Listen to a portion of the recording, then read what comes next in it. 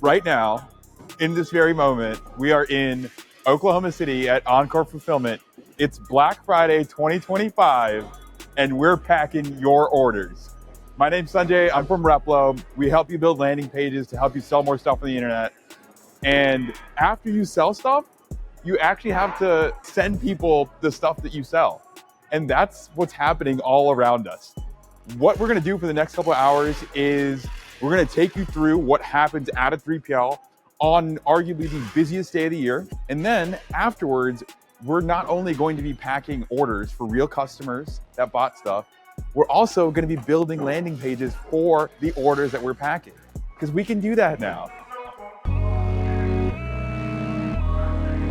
All right, we got Kyle here. Kyle runs this place. Kyle, welcome. Welcome. Hey, Black Friday, let's go. He's so gracious to like busiest day of the year, and he's like, yeah, absolutely, bring your like monkey crew. Come on, of like camera people. That's when it gets fun. All right, Yeah, so that's what it's about. what we're gonna do here in a second is we're actually going to do a quick tour. So we're gonna go mobile for a little bit, and then I'm gonna just kind of ask you questions on like how a 3PL functions, because I don't think everybody knows. Let's go. So let's perfect day to do it. Zoe, you ready to rock? You ready to go mobile?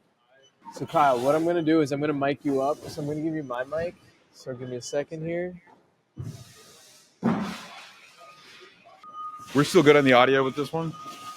Yeah. Cool. Yeah, man, Black Friday. That's the way it works. All right, Kyle, What are we so doing?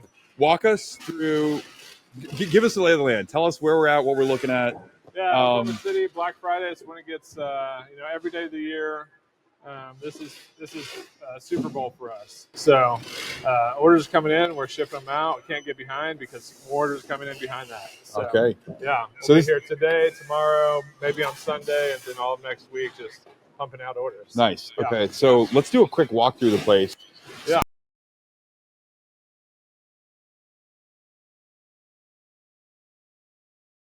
Get a print and apply shipping label down the way. We'll show you that in a second. Let's walk around, Sure. see inbound, all that.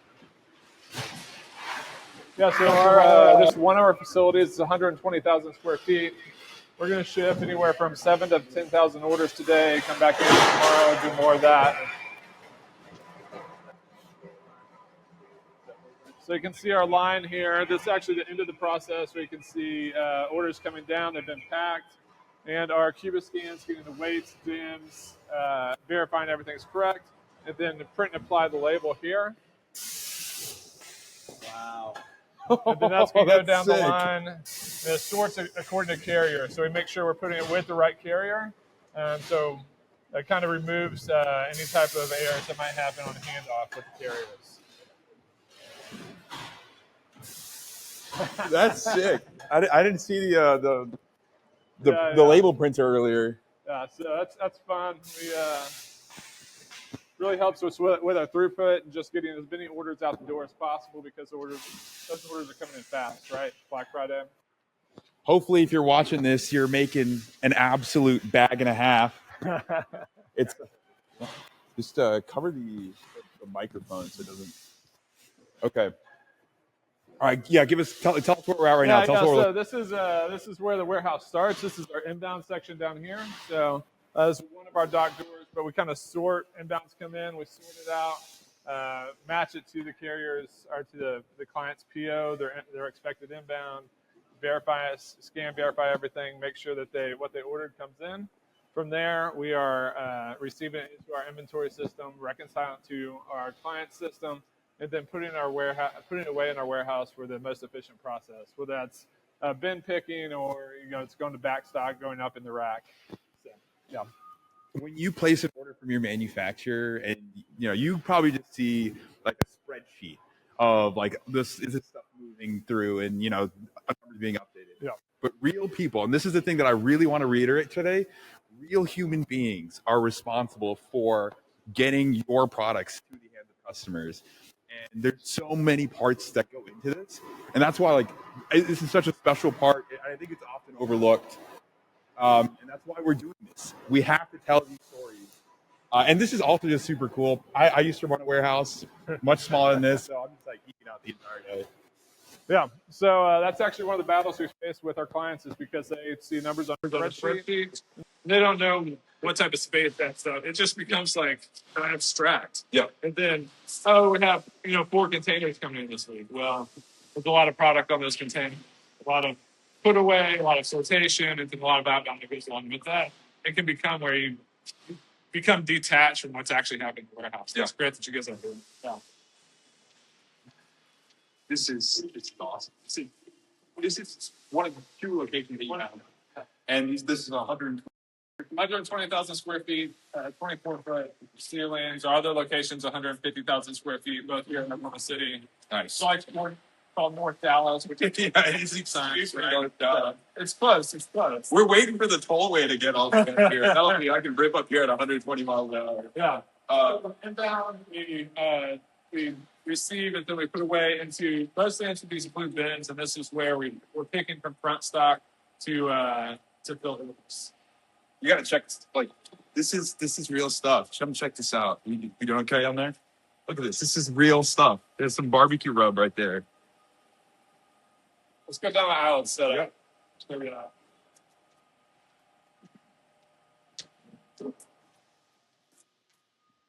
Are all your forklifts picture? Yeah, all equipment's electric. We'll go down the guy. I used to have a pair of Yeezys that I would wear at our warehouse. I had an old Datsun forklift that would leak everywhere, so they became my forklift Yeezys. So our team, when we're looking at velocity and when SKUs come in, we're deciding whether it goes into a bin. Sometimes if it's really high velocity, we'll pick straight from the pallet, and our team's kind of making that designation and try to be as efficient as possible in the warehouse. So this right here is picking straight from the pallet. Straight from the pallet. This stuff, lower SKU client that has pretty high volume, so we just pick straight from the pallet. We have some apparel clients in here, like Good Golf. They have close to 3,000 SKUs, so you got to think every shirt they have, every polo they have, different patterns, different color, different sizes, and so their SKU count goes really high. And every SKU, each individual SKU has to have its own. So this is all good clothing. Dang. And that's it's one of the hardest parts about running an apparel business or anything where you have like all these different variants.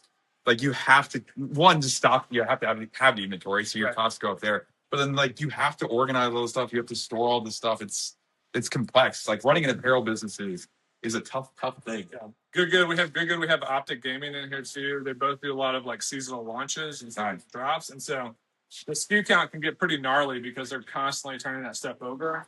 And as a brand, if you're not like cleaning out your long tail SKUs, then your SKU count can go really high. So that's one of the things we encourage our clients to do is try to run an efficient business, like clear out that old inventory so you can bring in new stuff, maximize space, make it really efficient. That's one of those things. Having a good 3PL partner makes a world of difference. People like Kyle care a lot about your business. They're going to tell you these things. Most 3PLs don't do that. So, I'm gonna plug Kyle here. I think he's someone that's thinking about your business holistically. Yeah, let's talk about Encore a little bit. Yeah. So how did it start?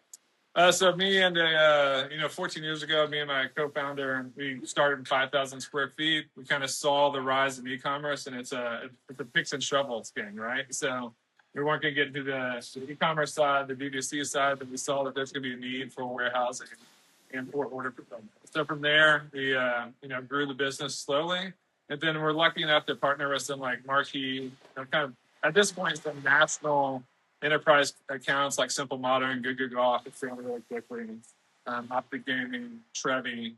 So we've been fortunate to be able to partner with some great brands and do a great job for those brands, helping to scale. So, Simple Modern started with us from day one. They had 4 pallets in our warehouse. And kind of the thing I'm most proud of is they didn't have to go out and find another 3PLs. They're scaling to $200 million in revenue a year. Nice. They stayed with us the whole time. We're able to rise to the occasion every time they needed something new. And how big is the facility? So this one's 120,000 square feet. There's our other one's 150,000 square feet. Then we have one that's next door that we're hoping to acquire when we get the clients for it. That's another 100,000 square feet. Hey, wow. Sign up. Call this man. Get your stuff in here. Let's go. We're seeing a tight ship being run here. So what's day-to-day look like for like the employees? Like when it comes to just running the facility? Yeah, so everybody kind of has their their different area of expertise. Most of the time, our teams come in at 6:30, 7:30, 8:30, sometimes throughout the day, throughout the year. And then Black Friday, everybody here was here at 5:30 this morning, probably work till about 6:30 or 7:30 tonight, and then come back tomorrow. If you think your job is hard, it's not as hard as this. These are Because it's cold in here. It's cold in here right now. It's chilled. Yeah, it's as chilled. cold as it could be. Yeah, that's fair. Out of winter, it gets down in the 50s. But this is job. You're on your feet. You're moving. There's a lot of stuff. Got to stay organized. You got to stay on top of things. So what type of products, like when it comes to, so you said Trevi, you said Simple Modern, are you having any sort of consumable products here as well? Yeah, so anything that's shelf stable, we can Okay. ship. I like to say we're product agnostic, except for like stuff that's like full hazmat, stuff that needs like cold storage. Okay. We can do temp control, but in our warehouse, you can pick anything from apparel like good to right next to us is some lead acid batteries. Like, feel this guy.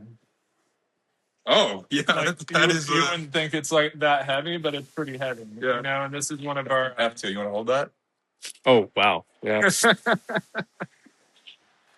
we have a lot of different products in here, but we have processes for each kind of product category to make it as efficient as possible. And then orders come in, we release the orders in the beginning of the morning. Our team works through the orders for the day, and if they can, they get a head start on tomorrow's orders too. How many orders are you guys like potentially envisioning being shipped out on a typical Black Friday, Cyber Monday? Anywhere from 10,000 to 15,000. 10,000. Okay. Per period? Per day? Yeah, per day. Per day. Yeah. Per day. So we'll ship it somewhere. That's amazing. Process. This is so cool. That's a lot. It's a physical aspect of all the stuff that happens before us. The challenge of a 3PL. We know what's going to happen on Black Friday, but we are we're the last step in consumers getting their goods. Everything upstream from us, like we had to deal with all those problems. So delay in manufacturing. Our brand partner, our client, forgets to tell us about a marketing initiative that they're going to launch. Even this year, we asked multiple brands, hey, give us your kind of your launch, your marketing campaign for Black Friday. And then people saw what other people were doing and they started moving that stuff up without telling us. And so, here's all these orders coming through a little bit earlier than we expected, but that's just part of being a 3PL. You kind of have to be proactive and know what's coming so that you can respond to it in a good way. Instead of if you're reactive as a 3PL, you're just going to get murdered. Like, you have to be proactive. I feel like it's over the last few years, like especially after COVID. Black Friday started in October or September for a lot of people. And it is so easy. Again, it's one of the things I want to reiterate today. It's so easy for us on our computers to click, send on an email or a text message because we had some brilliant idea that, we saw somewhere. But that has all these downstream consequences. Right. The lives of many people. Not to say, I guess it's good that you're talking to your customers and helping them kind of navigate this with them. There is still like that one step afterward, which is the carriers themselves, right? Like, how have they been this year in general? They've been good. I think every carrier, because of COVID, where e-commerce has been, they've been adding capacity. It's been a lot, and there's a lot more competition in the carrier space. Okay. A lot of that's with regional carriers like Uni, Viho coming in, and then the big player that's coming in is Amazon. Sorry about that noise. I'm like, what is happening over there? What do you know what that is? But it's a warehouse, guys. It's going to be loud. Yes. I'm sorry about it. I love it.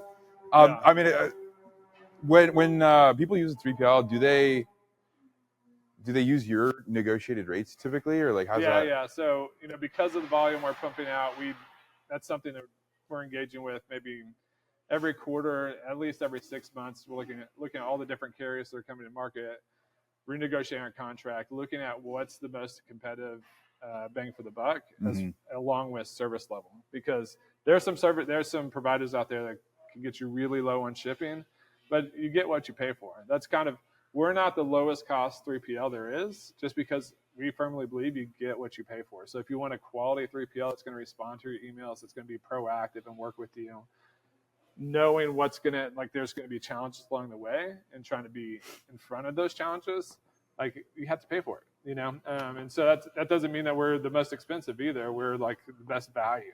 So, but the same thing with carriers. Like, you can get some really cheap carriers, but then your non-deliveries go like through the roof, where you have packages that take 12 days to get to where they're going. So, but yeah, we leverage our volume to try to find the most competitive rates for all of our clients and then pass that along. So, yeah. Outside of just, managing all the stuff that's going on here, like, what's your typical day looking like? Is it mostly talking to customers, talking to a lot of it's business vendors, development now. I kind of oversee a lot of our tech development as well. So working with our WMS software to make sure they're working on initiatives that's really going to move the needle in our warehouse. You'll see some of that stuff later on, hopefully. When we start packing orders. Talking to SaaS partners and trying to recruit new business into the warehouse. Yeah. And then, I'm not out on the warehouse floor as much as I'd like to be. It is kind of like my safe space. Like, packing orders is maybe the most relaxing thing I can do. That's one of the reasons why we get along so well. I miss packing orders, and one of the reasons why I wanted to do this was like, put me back in, coach. Picking, not so much. But packing, you can kind of get it like in a flow state. Yeah. It's like, it's a good headspace. Yes. So. What? Let's go. Let's go pack some boxes. Look at all this stuff. So these are all orders that are being picked and queued for packing, and so our team will, as they pack it.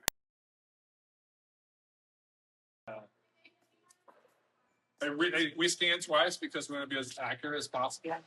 Nobody hates it. I do. So,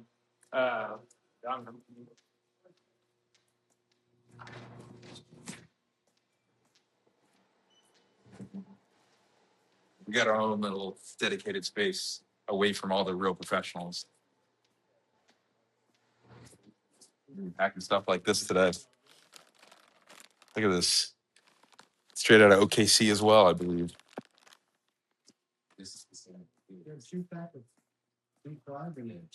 While we pull this up, one of the things I want to show y'all is we. I don't know which camera's on right now, but we have a fun little thing. We built a tracker to show all of the orders that are being processed on Replo and the dollar volume. So throughout the experience, we're going to be showing it to you. Let's see. Let me log into my tool real fast. Shout out Replo. So shout out Replo. That's our analytics. I love Rep. That's where I spend a lot of my time. Nice. Yeah, we gotta clean our screen real fast. We be clicking and clacking. Sometimes we click clack that screen too. Hold on, I'll put it up to the camera. It was dirty. All right, I'm gonna go to this camera right here. Where are we at? Oh no, I'm gonna go here. Boom. I'll call. You can just join the. I will. Everything good? Look at this. Is that? Oh yeah. I don't know how well you can see that, but since November 1st, Replo has processed 17 million orders, and it looks to be that $1.8 billion on Replo. That's why you got to use us. We're moving weight over here, and we're about to be moving weight over in this bay. Oh yeah. Tell him what's up. What's up, Isaac? All right.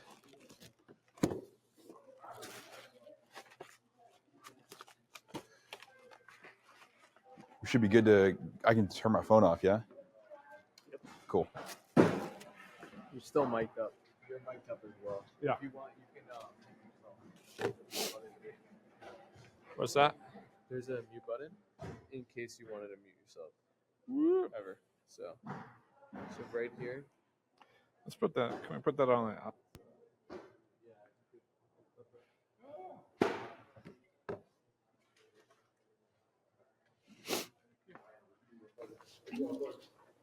W's in the chat. I've been wanting to do that all week. I've been wanting to say that all week.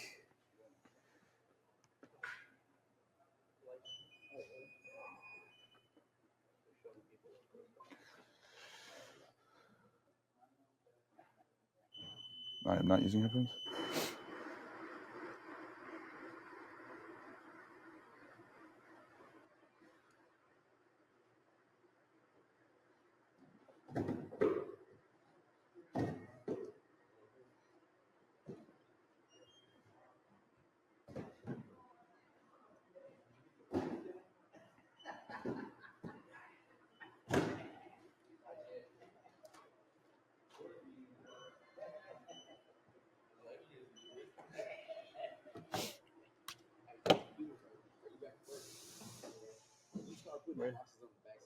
Cool. Okay. Oh, it's just that tab. Yeah. Nice. Here, we don't have to share forever, but I do want to say, like, huge shout out to the entire Replo team for building a piece of software that allows 17 million orders to happen. Like, the funnels that we get to build are so much fun, and I am so stoked that we get to support merchants like you every single day. And that's why I love working with this crew. Like, even, with Zoe and Refunnel, like, everybody, and with Kyle here, like, we are all so committed to helping merchants grow their business however we can in ways that may not be obvious. So we out here, I think we're going to start packing. You've never packed before. So here's what I'm going to do. I'm going to have you pack, and I'm going to build a landing page while you pack an order. That's what we're going to do. Here, we'll stop sharing this for now. I want to get back on the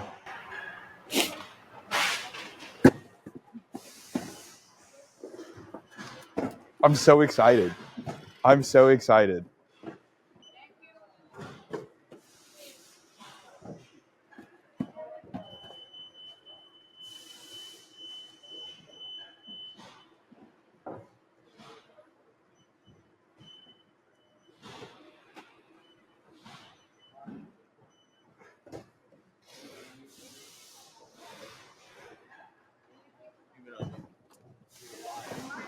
Live.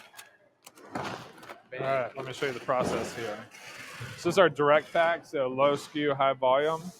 So you have the orders here. When this is the end of an order, so you're going to scan into the next order. It's going to pull up. It's going to tell you where to pick on this cart. So we need 1 from 1 and 1 from 3. Can we go to this camera real fast? All right, so they're behind us learning how to pack orders. And then, I'm just like stunned at the. Can we go to this one right here? So look at this. Print label. You're good to go. So all that's going to go. Look at those orders coming in. This is so awesome. A mailer together. I'm geeking. I'm just straight geeking this entire time. Like, all I can do is just be excited about fulfillment. Fulfillment is fulfilling. Label's going here. Let's go there. Stage over there. 6. Good? So I scan this first? Yeah, I'd rip it off and scan it. Okay, rip it off. That way you kind of know which one you're doing. It's going to tell you where to pick. 4. Wow. All right, what do we... Scan products. Scan mailer. Mailer 0? Yep. And then you're going to click done. Okay. So you can go ahead and put that in. It's going to spit out the label here.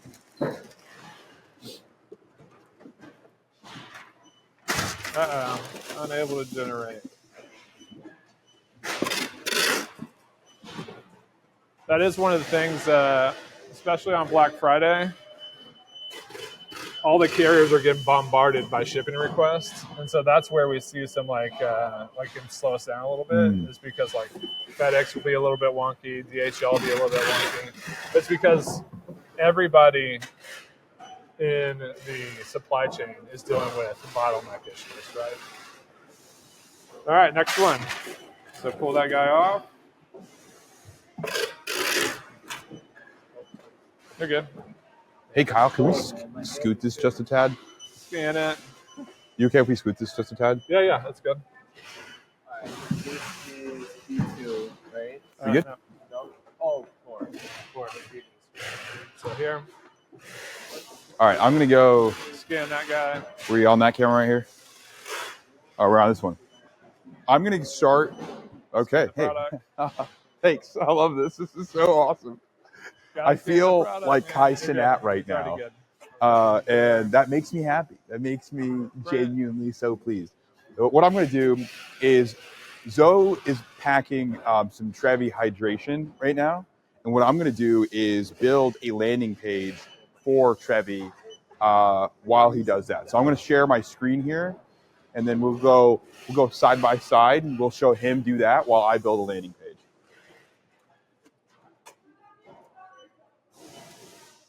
Good to go. I think I got this. Got it? So I hit. No, you don't get. You can just scan. Yeah. We good? We see them both? Cool. All right, so I gotta get 2.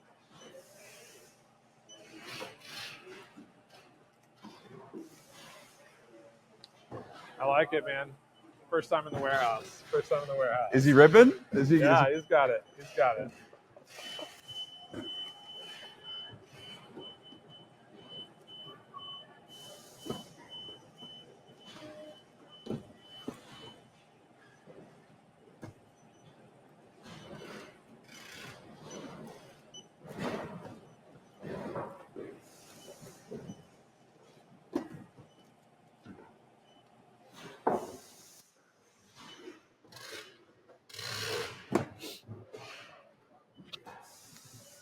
We're gonna build a landing page for Trevi while he packs some orders.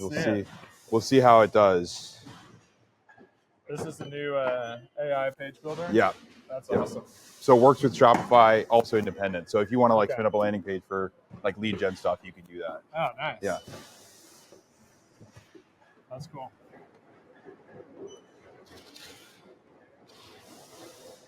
Is it gonna work? Who knows? I hate this little I have to click the button here. So I actually had the team use Replo to build an app to where we can just scan. I can live with this, and it pushes a button for us. That way, our packers don't have to go up each time. This is another live stream for Replo as well. So.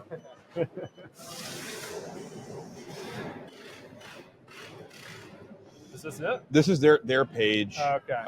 Let's see.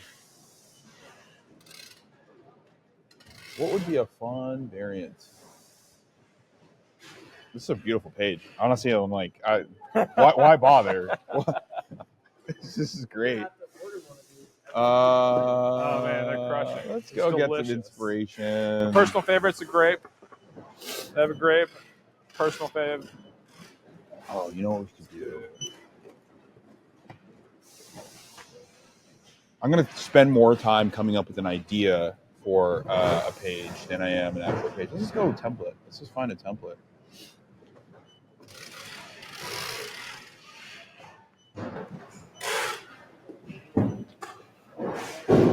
You know what? Let's just run one of these. Oh yeah, I gotta look this off first. That's all good. It's all good. Crazy. How much are they?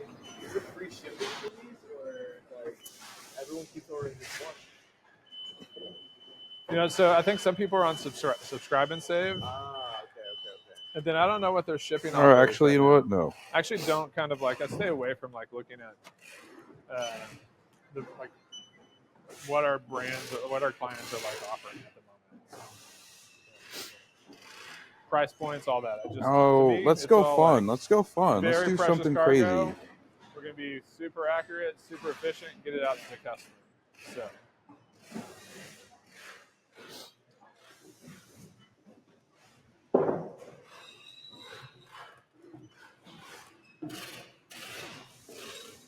You know what?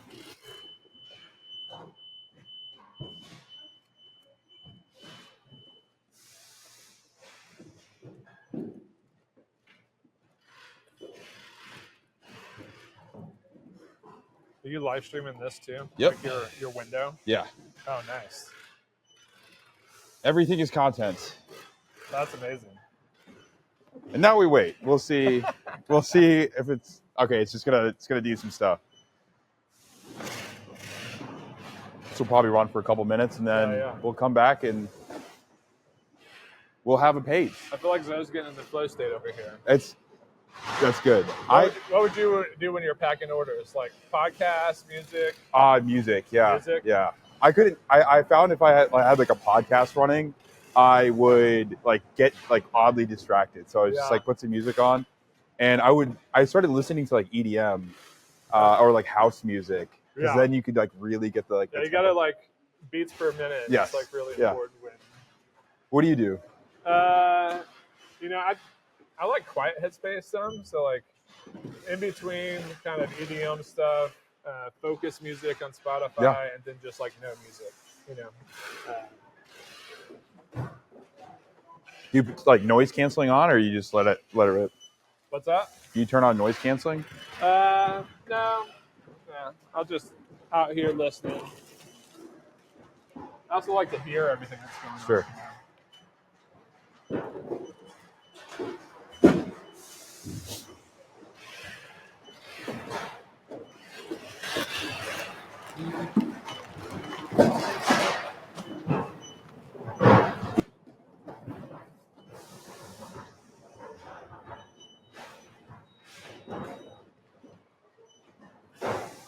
This is great, like all the additional labor here. I don't know if we're actually helpful. If we're actually producing value. Zoe's dialed in on the polybag. There you go. He's got that fold, right? Polybag fold.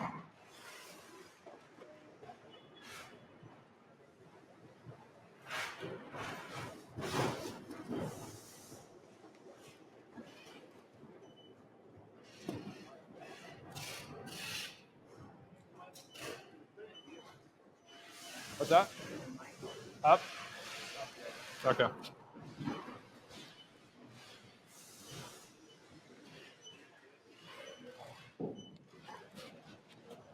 Yeah.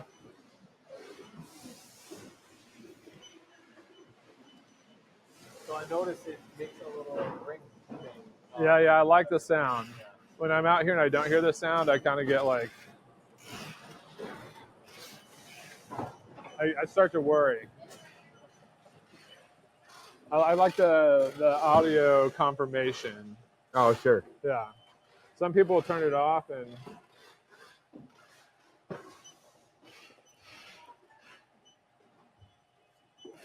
Do these have to get weighed at all? What's that? Do these have to get weighed at all?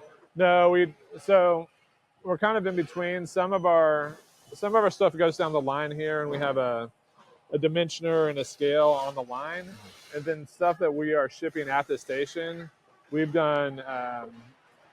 What is that called? FIA, first article, or FAI, first article inspection. We know the weights and dims of those products, and it's already in the system, and so it knows exactly how to ship it, what the weights and dims are. Yeah.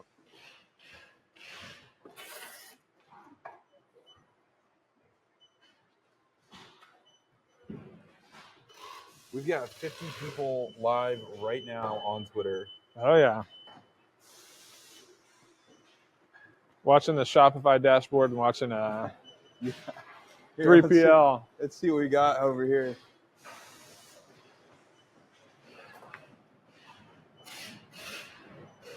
It's not bad. That's everything through Replo? Yeah, man, that's November amazing. 1st. Yeah. That's amazing. Thank you.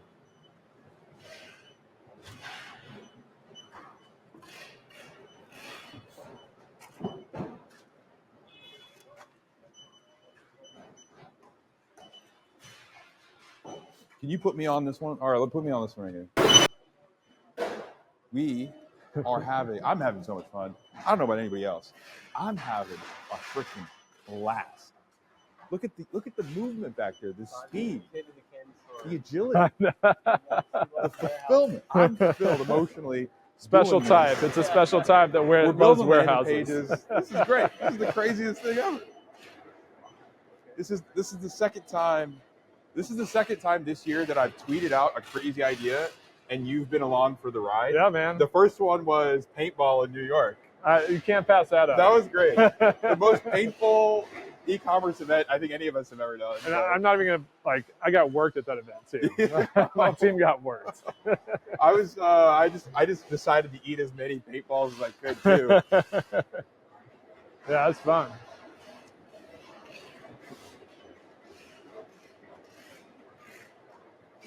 You missed that one, Joe. Yeah, I missed that you one. missed that one. Yeah. My wife was like, "Hey, we gotta pick one event this month. Like, you already went to one." I'm like, "All right." I didn't even go to the. I didn't even go to the event. Oh yeah, to grow. Yeah. Why were you in New York?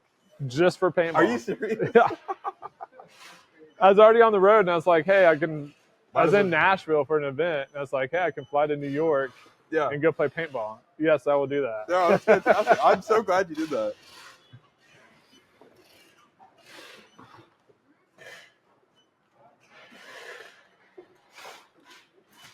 Are we on? No, don't worry. If you haven't tried this flavor of Red Bull, it's the best flavor they have. It's the winter. What is that? It's Fiji apple and ginger. Oh, ginger. It's actually so delightful. Yeah. You should see if our Twitter, or we're still streaming. Yeah, we're still live, dude. We got 50 people Oh, really? on just on mine. You got 30 on yours right now. Oh, damn. That's crazy. That's nuts. Okay, my bad. Can't walk away from it. Can't walk away from it. It's been printed. You can't walk away from it. That's not even fired.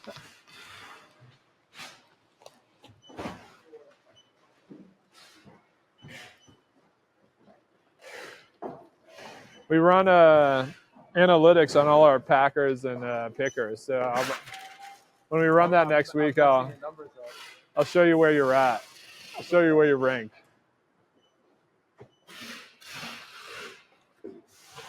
You guys are about to hit the 2.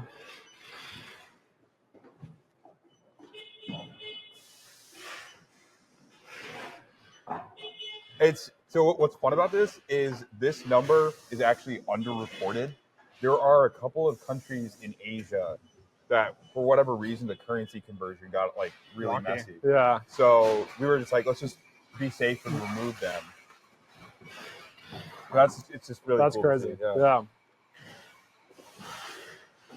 We were like, what's the total Shopify GMV for this type of period? Because when we first looked at the numbers, it felt a bit unbelievable. Yeah. Did some cleanup, got it right, but it's pretty wild. That's cool. And it skews such long tail. We have so many of the biggest companies in there, which is why this number is the way it is. But that's awesome. Yeah, Shopify has their deal they do too. They do, and that's why I did this. I mean, for them, when you look at it from a lead gen perspective, they can show that it's really hot. You're like, right. Oh, I'm going to build my e-commerce business on Shopify, and that's what I wanted to do here. Right now, it's just kind of a private dashboard, but I'm trying to get this built in a way that you can publicly show it on a go basis. That's awesome.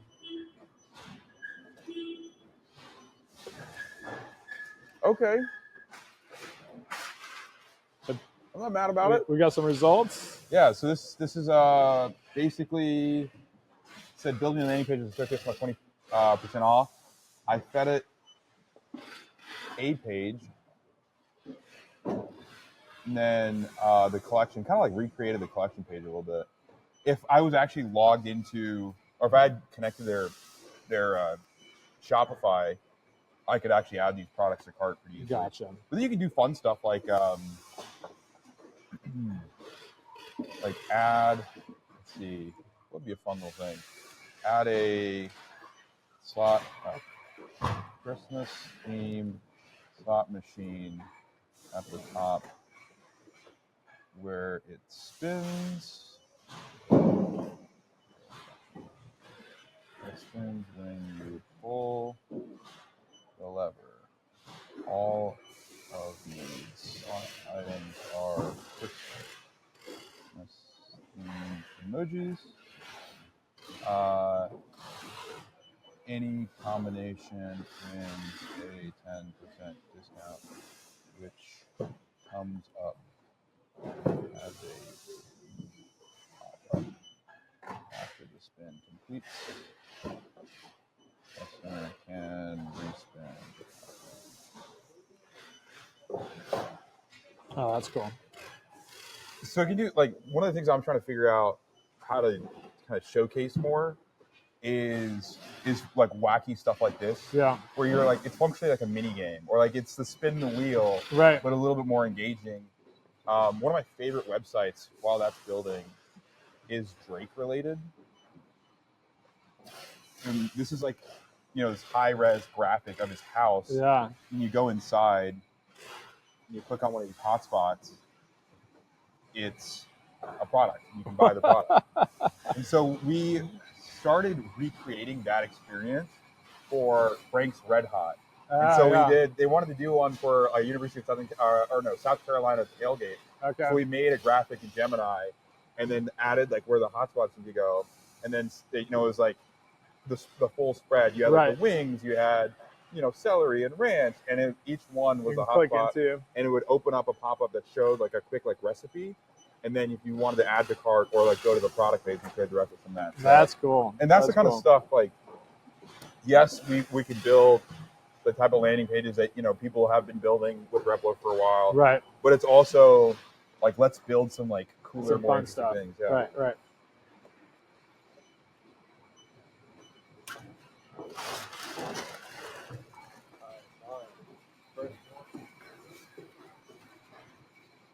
First one at 9.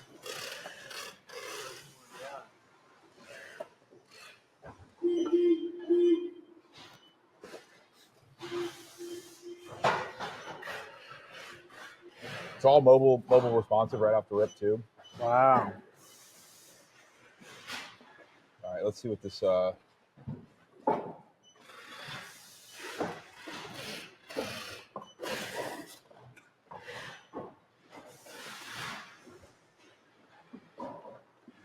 Oh, here we go. Oh, not only do we have this page, we also have. Oh, these images are messed up, but we've got this little like casino machine.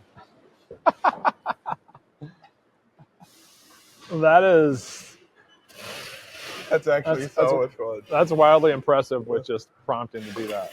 That's cool.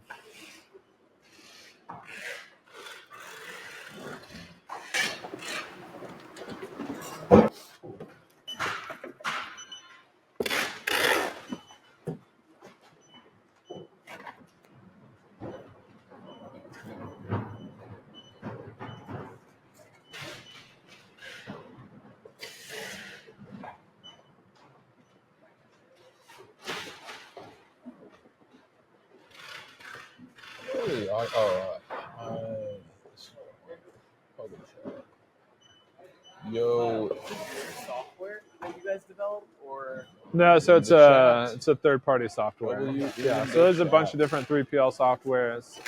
They all functionally do just about the same thing. I think there's a lot of feature parity to where like it really comes down to the operator right running here the software. is commerce. Yeah. This right here, all of this, every part of it, every person. This is what makes the world go round.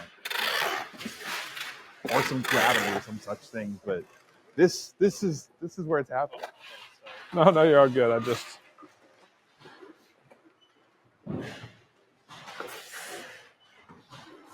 Let's see if I can go back to.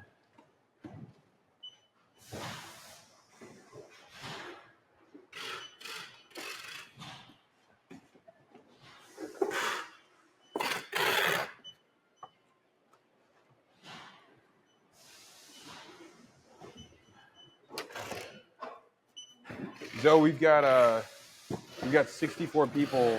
Maybe I think adding them all up, we probably have like 100 people watching you pack orders right now. That's crazy. No pressure. Oh, God. I'm sure they won't critique the technique either. I'm not sharing anything right now.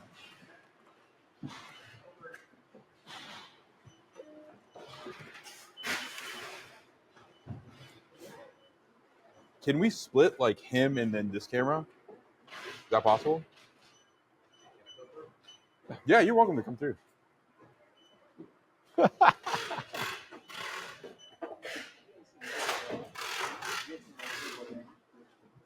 Yeah, you're good.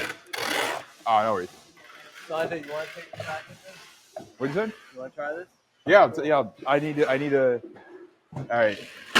I didn't get. I wasn't paying Maybe attention. I'll teach. Okay, yeah. I work So here now. I work he's here. got it. All right, so basically, bro, you gotta take one of these. All right, make sure you rip it.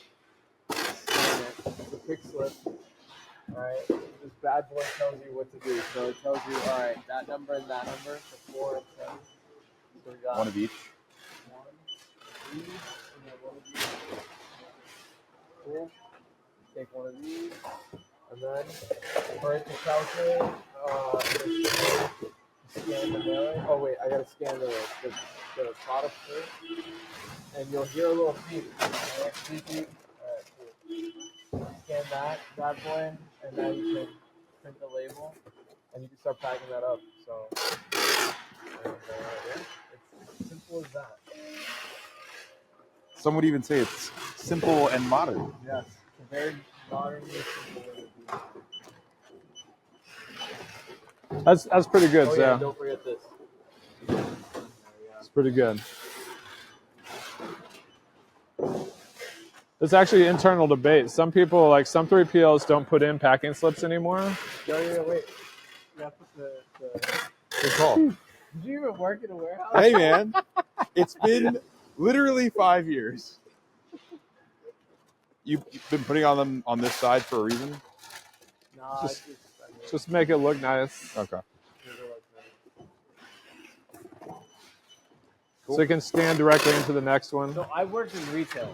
I worked in retail Oh, yeah. for 7 years. What store? So I worked at American Eagle and I worked at Apple. Okay. Yeah. Yeah. So I would get the fulfillment and we would process it in the store. Yeah. Right. So I did do a little bit of the stockroom stuff, but then they moved me into the front and I started doing the whole sales thing. Nothing like that. I was the credit card king. Signed up a lot of people up for the Apple card, an American Eagle card.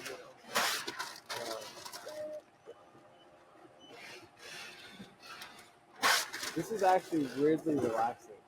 I told you, man. It's like you can get like in a Weirdly relaxing, yeah. I was just like, all right, I gotta keep going. picking it not as much because picking you're you're Yeah, moving cool, through the warehouse. You're looking. But packing, especially when it's a lot of the same thing, you can kind of just get in, like I said, a flow state. So it's nice.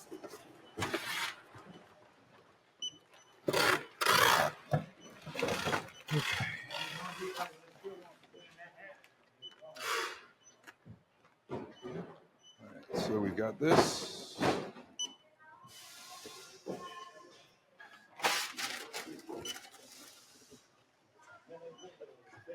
I got your email, the invite for the live stream. Boom. You sent it to 55,000 people. Yeah, that's crazy.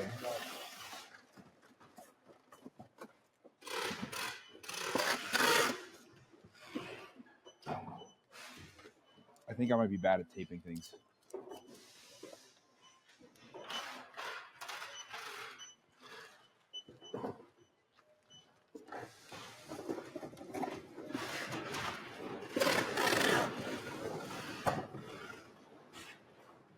You're bad at taping it? Yep. Yeah, let's assess your work here. Don't look too close. Is this one of your some of your swag? No, I ripped it off. Oh, you ripped that off. Yeah. I ripped that off. But I'm making new merch now for Refunnel. Okay. So I'm gonna send you some once I'm working with a designer from Calvin Klein actually. Oh, crazy. Yeah, we're gonna make it really good.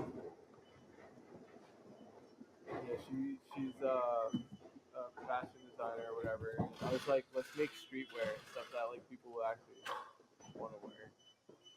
So Delay. When you were shipping soap, did it go in boxes or polys? Boxes. We Boxes. only had boxes. Yeah. We looked at doing polys for some of the smaller orders, but I could actually never get the supply chain team on board for that, mostly because they didn't want to add more complexity at the store level, and they were already like freaking out about having to like fold and pack boxes to begin with. I have like all these Loom videos of how to fold a box because they were folded. They spent like the first 3 weeks. I went to all the stores that we like launched with, and I showed them how to do it. And then they would like, send me like, "Oh, the boxes aren't fitting." And I'm like, "You're folding it inside out. Like that's why it's not working." So, just boxes. We had three sizes. You'd be surprised. Like, it helps when people have worked in a warehouse before. Mm-hmm. Like, I would love to see Zoe use a tape gun right now. No offense, Zoe. The tape gun is a bane of my existence. Maybe you have some tape gun experience from the retail world. I do. Okay, yeah. Because we started doing store to door because of Amazon was starting to pop off when I was in retail. Yeah. And obviously, American Eagle had to do something with the retail stores. Right. People weren't shopping as much in the store all of a sudden. So they started shipping products from the store, and it was much cheaper to do that. Yeah, yeah. Unable to generate label, or are we out of paper? Sometimes I'll redo it. Thank you. And then Apple Store does the same thing. So that's why they started doing Do we break I already it? sealed it. It's okay.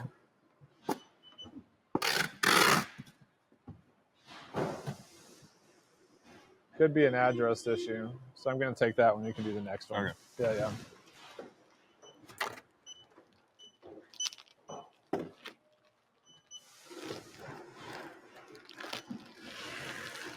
The Apple started doing the same thing. Yeah, but now they just do Instacart delivery. Same with American Eagle. They started doing the Instacart. Oh, wow. And now they just deliver straight from the store, like a local delivery driver will just Right. pick it up and drop it off for $8. So it's just evolution of delivery. I don't know, a lot of the retailers, it's becoming just honestly like their own mini 3PLs, it seems like their own fulfillment centers. Right. We might have a DHL API outage here. Is that like you know it as well? Oh, there we go. Yeah.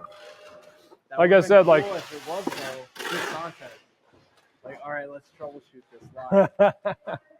like I said, like on Black Friday, especially peak season, every place, like you wouldn't expect it, but every point in the supply chain, including like carrier APIs, is overloaded right now. So like when you start seeing, like usually we don't see delays like that, but they're getting pinged from everywhere in the nation right now, right?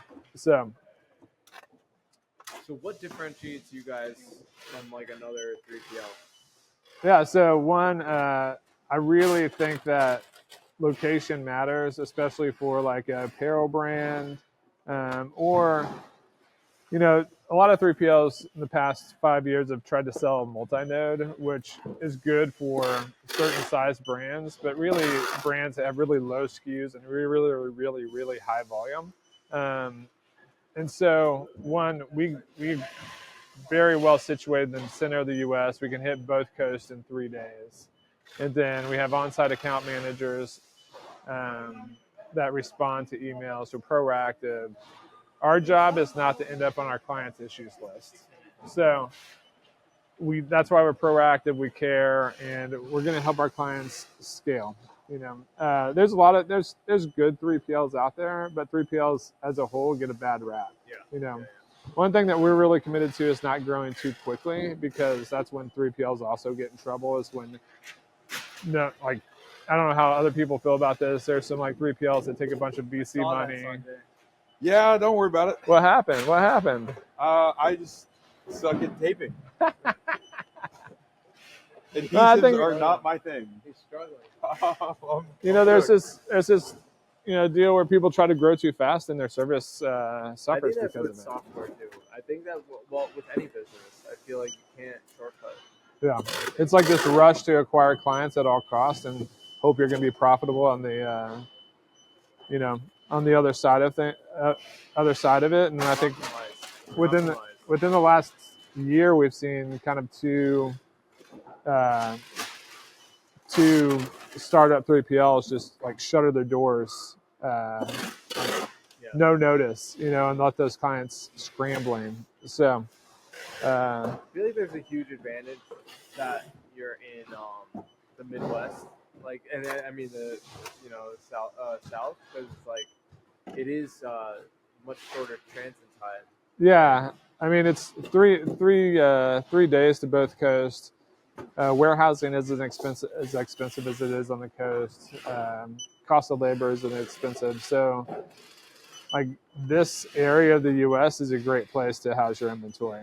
What's the farthest client that you have that like puts the inventory out here? So we have a couple clients. We have some international clients. So we have some, probably Australia's the farthest. Yeah, a women's line. So. And you get a lot of East Coast and West Coast customers as well. Yeah. Okay. Yeah. Sick. We have some like local, but then most of our clients are not, even in the central U.S., they're East Coast, West Coast, international. So are you guys doing anything outside of Shopify? Or Yeah, so we do like Shopify, WooCommerce, Squarespace, like basically any platform we can integrate. We find a way to integrate with. TikTok Shop? TikTok Shop, let's go. Oh, there you go. Yeah. That other brand that we pulled off was a bunch of TikTok Shop. Trevi does some TikTok Shop. Yeah, we have some custom integrations too. So we have an open API. So Oh wow. if the client has their own tech team, we can do custom integrations. So yeah. When it comes to the weights and all that stuff, are you guys laying this out for the customer, like when they drop off the inventory, or they do it themselves? We ask customers to provide kind of the weights and dims, but then we verify when it comes through. Yeah. First article inspection. How you feeling up there? Like you getting? Yeah, I'm starting to get into a flow. That stinks when that happens. So it's like. I'm gonna check on the live stream stuff. You got two in there? Yeah. Not to double check your quality of work, but. No, I'm happy. I'm glad. Yeah.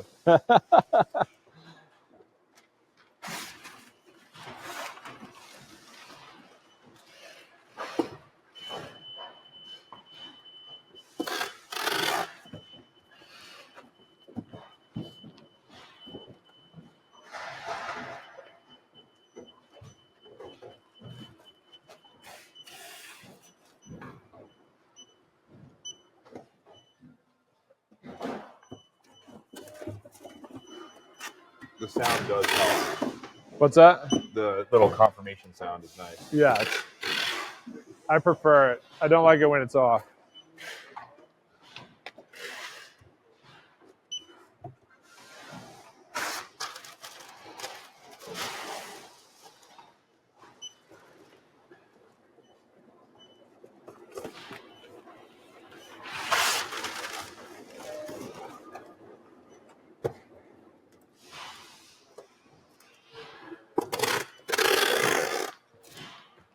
I'm going to scan this guy again, see if it's an address issue or API issue.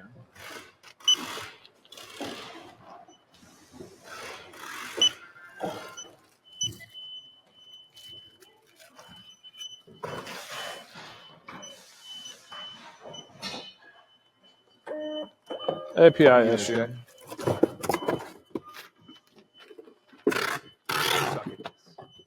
so long, rusty. My fingers aren't as nimble, but it's so much fun. It's so much fun.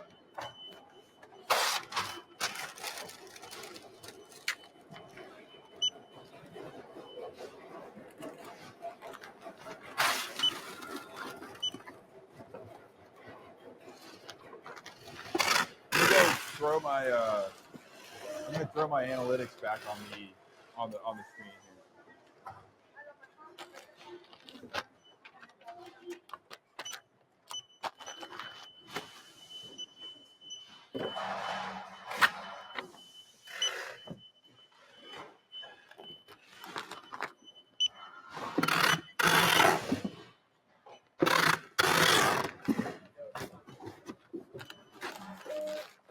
Hey Kyle, What's up? can you mute it? Too loud? Tape machine, man. Which one is it?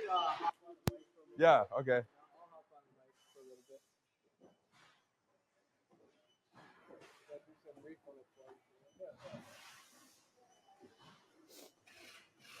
All right, so I got the mic now. Here, I'll let you have screen time. Screen time. Thank you for the privilege, Mr. Sanjay. All right, well, guys, look, we're streaming live. We want to hear your questions. We have a chat on the Riverside. We have Twitter, LinkedIn. Hit us up with questions, and we'd love to learn kind of like what your experience is like during Black Friday. Right? What are some of the struggles you guys have, and that you face, especially with your 3PL, your conversion rate stuff on your website, or even your social media, all right? Because Refunnel, we love the socials. All right, Aaron Rubin, I'm enjoying the tour. Oh, let's go. Got a Kyle shout out right there. Let's go. We got so many streams going on. We got some streams going on Twitter on my Twitter as well. They have it on Stream East too, man. Crack streams as well. We're global. We're not that global. But I'd like to think that we're building something to where we can be that global. Let me reshare the LinkedIn stream really quick. I just want to give a special shout out to Fauzi. Fauzi's been he's the guy manning the stream for us right now. So if you are in the Dallas area and you need video work, this is the guy to talk to. All right. Boom. Reposted with my thoughts. Packing boxes like it's my job.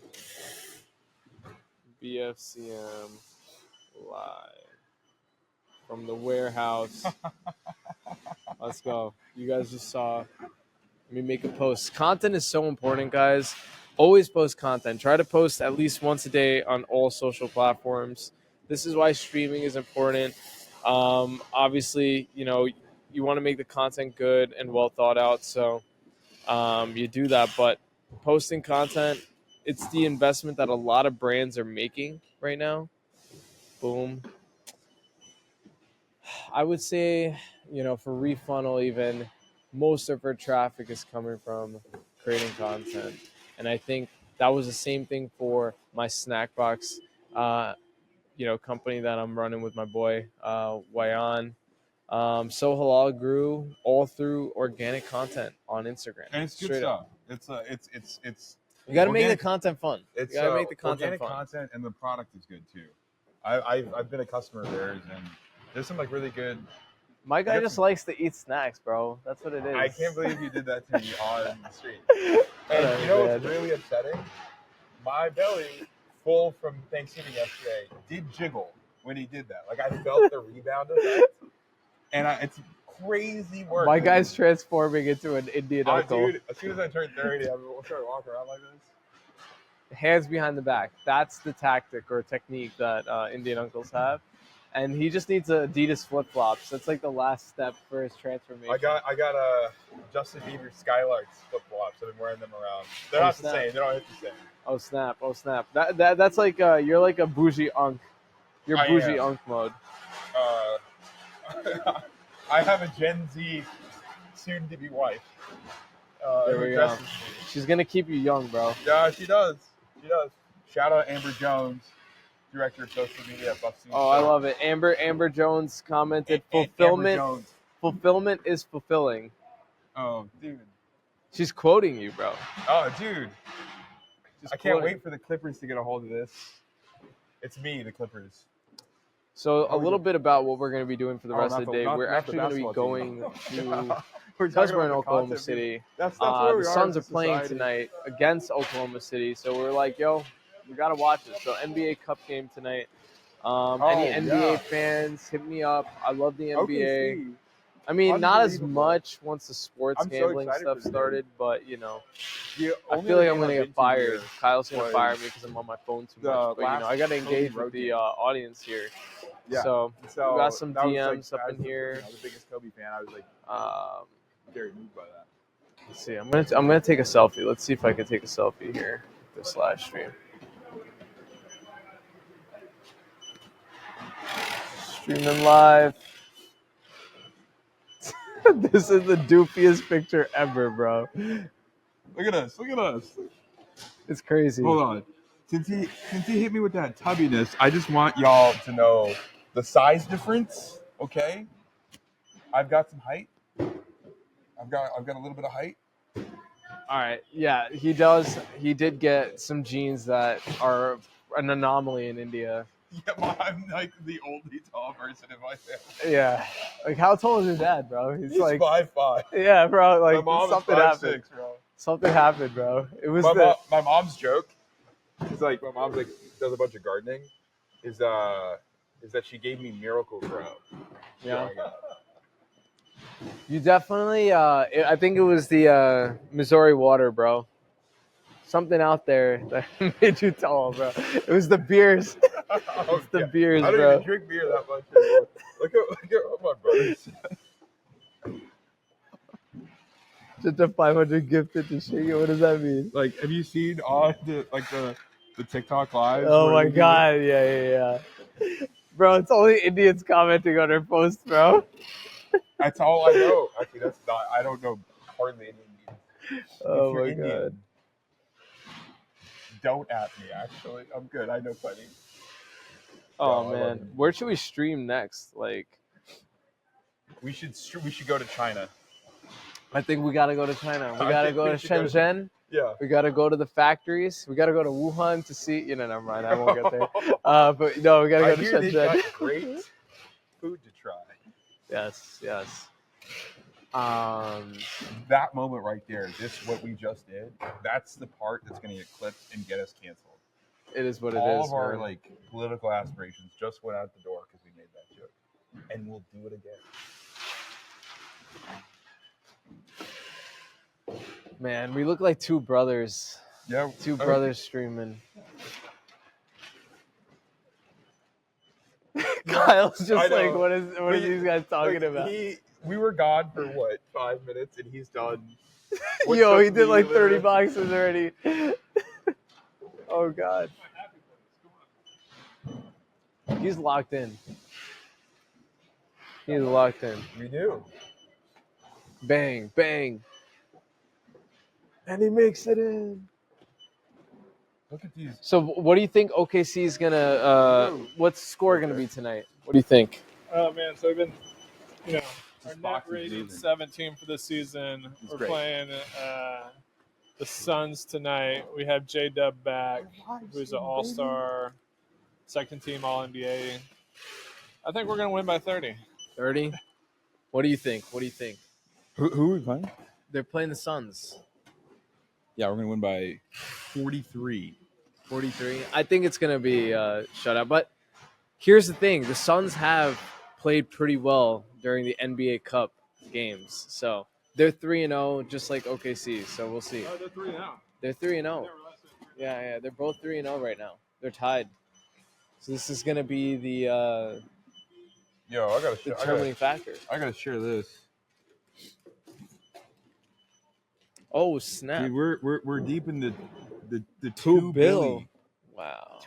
So these are numbers from your customers right now.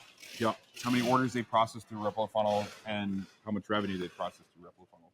That's wild. Yeah. Okay. How many customers? Okay, I don't know if you guys are allowed to tell me, but This is live, and Yushin's probably watching, and I will get shot. okay. Yeah, we don't want you to get shot. I'm not gonna get shot. How am I gonna But be I'm on not live allowed to say. streams? I'm not gonna be on live streams if you get shot, bro. You're my live stream buddy. Oh, your backstage. This isn't showing right now. Let's see if we can show it. My what? Oh, maybe we are. No, you're hidden from the session. I think Fauzi's gonna put us on in about a second. There we go. There we go. Yeah. We up in here. Oh, I wonder if it was that camera. Yeah, maybe. I don't know. But But yeah, we talking billions here, bro. Billions. Talking two billion. We had to hold. I mean, I was telling Tyler earlier, but we had to do this whole like classification just to make sure is this number even realistic for us to do? Like, how much Keeping the Shopify American doing? economy alive, bro. Yeah. Hey, Every step of the way. we're trying to help merchants any Let's way go. we can. Let's go. And- Why should someone use Replo right now, bro? Okay. All right. A lot of great reasons. He's about to lock in. One of the main reasons why is if you're trying to grow your business, you're spending all this money on traffic, right? Ads, UGC, like all the stuff that you guys do, refunnel. That traffic goes to a website, and if you don't have a high converting website, then you're just like working harder and like costing you're forced to pay more money to get the revenue you need. If you can create a higher converting website, you just make more money with the money that you've already invested. So all the agencies that you're paying, your email agency, you're paying Klaviyo, you're paying the Meta, Google, all this SEO BS. If you're driving all this traffic to your website, and then your website just sucks. Yeah. But then you're just missing out on a bunch of sales. It's like it's so much money that you're leaving on the table, and the work that it takes for you to build a higher converting product page, landing page, entire website. Yes, it takes time. Yes, it takes like effort, but it's like highly leveraged activity. And to kind of answer the question, why should you use Replo? You can do that without being a designer, without being a developer, without knowing, rocket science. No code. No code. We've got a drag and drop builder that's, allows you to customize your Shopify theme. And then our new AI builder, which I showed earlier when we were building a page for Trevi, you can build landing pages. Let's say you're running a campaign. It's going to go out on email. You got a text blast, whatever. You can spin that up in a matter of minutes. Like, I have an idea. I have a napkin sketch. I've done a couple of like little napkin sketches of this is what I want, like the page layout to be. And then I have like my store connected, my Shopify store connected, and it generates the page exactly like I want it to. So it's like not, you're not only on Shopify though, right? No, with the new AI thing, we can. Doesn't matter where you sell, doesn't matter what you sell. We've got like lead gen companies. We're actually, fun fact, we're actually going to pilot some stuff for refunnel. Yep. On the lead gen side, and then I'm going to be using Replo to sell Replo as well. So there's a ton of like stuff that we're about to launch that is built on Replo to help sell Replo. Yeah, that's the same tactic with us. Like we use refunnel to market refunnel. I think most software companies, if you're in the marketing space, if you're not using your own software to market yourself, then kind of don't trust you. Low key. Yeah. Just, So what are we drinking here? We got... Dude, this is my favorite beverage right now. It is the Winter Edition Red Bull, Fiji Apple and Ginger. And I need another one. Yeah, I kind of need one too. It's been a long day at the warehouse. Really? Working hard or hardly working over here? Got some blisters on you? Yeah. My calluses, man. Yeah. Oh, yeah, Amber yesterday, like right after Thanksgiving, I went and washed my hands and come back, and I don't know, I just held her hand for a little bit. And I've got, it's Amber, and then all of my boys. All of my boys are at our house for Thanksgiving. And she's like, feel his hands. Feel how soft they are. Well, okay, so, funny story is me and Max did the same thing to Atif. Yeah? We shook his hand. We're like, bro, your hands are mad soft. And then we touched it again, and we're like, bro, why are your hands so soft? Yeah. He's like, I don't know. I'm like, you said you worked out. He's like, I do. I was like, what do you do? Like, Do you hold like the neoprene weights, like the 5-pound ones, or like, dude? I'm glad we got that on camera. I'm clipping that. I'm gonna clip that. Oh God. I'm gonna clip that. Change the audio. It's gonna be And bad. to him, he thought it was like a compliment that his hands are soft, and Yeah, then me and no. Max were like, bro, no, it's like It's mad disrespectful. it's mad disrespectful. I want to feel calluses. If I shake your hand, I want to feel a callus or two. You're not gonna get them with me. Yeah, your hands are too soft. And it's not like I don't know. Maybe. What's your workout routine, bro? It's 50 reps of Lay's potato chips from here to here. No, Nice. I've been down on the chips. I'm not joking. Probably the most exercise that I do on a weekly basis is we'll be out on Friday and Saturday night, and I'll be like dancing at the club. Okay. And no one dances at the club anymore. That's true. That's true. I'm out there. I'm there to. A lot of people are on their phones. Yeah. A lot of people are on their Mad phones. weird, dude. It is mad weird. Actually, I mean, I will say one of the this is like a bad thing that I do, but proceeds to whip out his phone. Yeah, and go on it. This is a bad thing that I do, but I will be so I still like run, some e-com brands, right? Yeah. And I will literally be on my phone and have like triple whale up while I'm at the club. Like I'm just like, oh man, my ROAS. It's like, oh God. But that's a problem. You shouldn't do this. No. Having a decent day. The money will go up or down whether you look at that thing or not. Yeah, so but you can't keep. It's also like low key a flex, like haha, I've got triple whale on my phone and you don't. Yeah, Nerd. maybe. I mean, I you got to be on that flex premium plan, bro. $5,000. What is it? I'm 100% on that free plan. I just use that dashboard. Okay. Well, it's nice that people are still charitable out here. The attribution wars were hard. I've been a customer of Triple Whale and of North Beam on the attribution side. What's your, if since you're also in the running your own brand or running a brand? Yeah. What's kind of like the big hack for you right now? Or I mean, there's no hacks, but like, what's the thing that you've been doing to pull weight for that business right now? Okay, so the biggest thing that's probably changed in the last 40 to 60 days is taking the conversion rate from like less than 2% to, I mean, it's Black Friday today. Yeah. I'll tell you what we're converting at right now, which isn't, it's actually, we've been converting at like 4% pretty much every single day. Okay. And we had 1 week, a couple weeks ago, where we changed the offer and we went from converting from 4% to converting at like 1.75% and completely killed all the momentum that we had. Okay. But changing that, like literally going from like 1.5% to 4%, that was like the biggest unlock. And then that allowed me, when we did a bunch of like fixes on the ad account, both from a content perspective and from like a funnel perspective, and just from, I don't know, being good stewards, like making sure that we set it up in a way that we weren't going to like lose a ton of money, which the old like account structure was losing a lot of money on a regular basis. We're current Black Friday, we're converting at 4.41% today. We've had 18,000 sessions. And it's 3:00 Central Time. This is 10th Central Time. It's going to be a big day. But yeah, I mean, I think the biggest unlock was going from 1.75% conversion rate, to 3-4%. That opened up the world for us.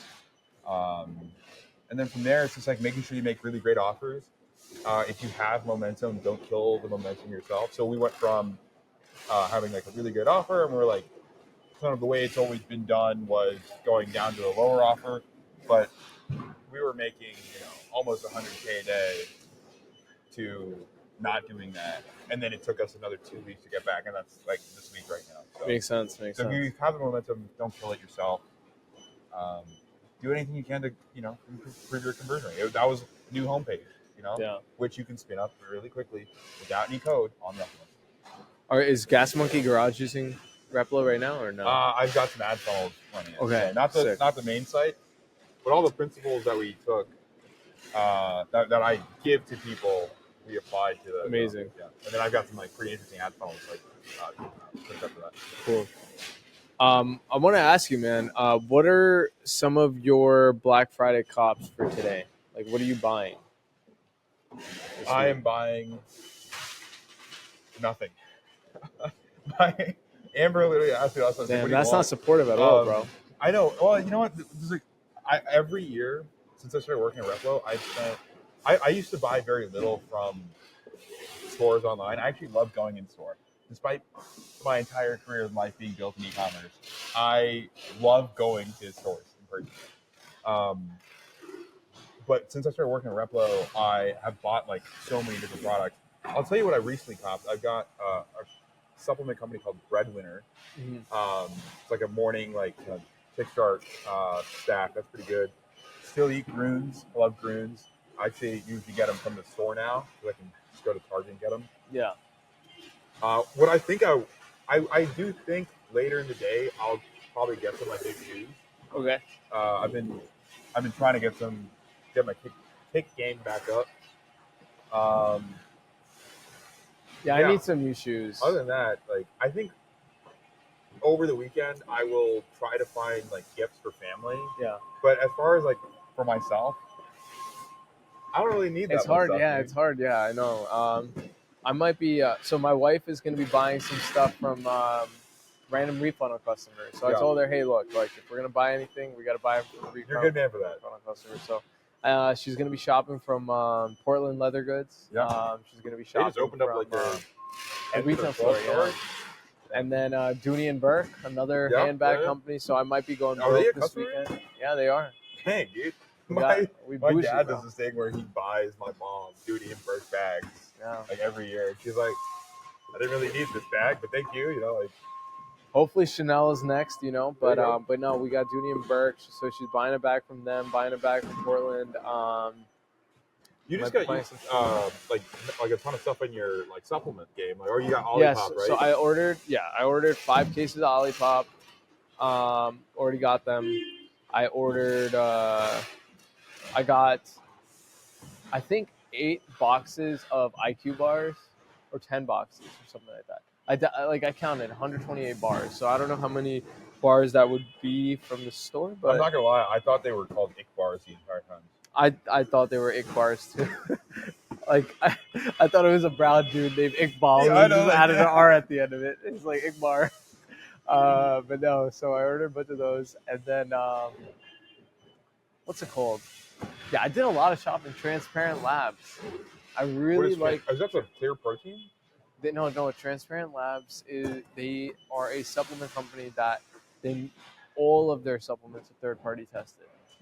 So you can see the breakdown of the metals, every single little thing that they have, bacteria-wise in their supplements. So before you order, they're someone you could trust. So I bought a bunch of electrolytes from them just because I've been doing a lot of Orange Theory. I got a marathon coming up. So are you running a marathon for real? I'm running a marathon in a few weeks. Yeah, 3 weeks actually. So that's crazy.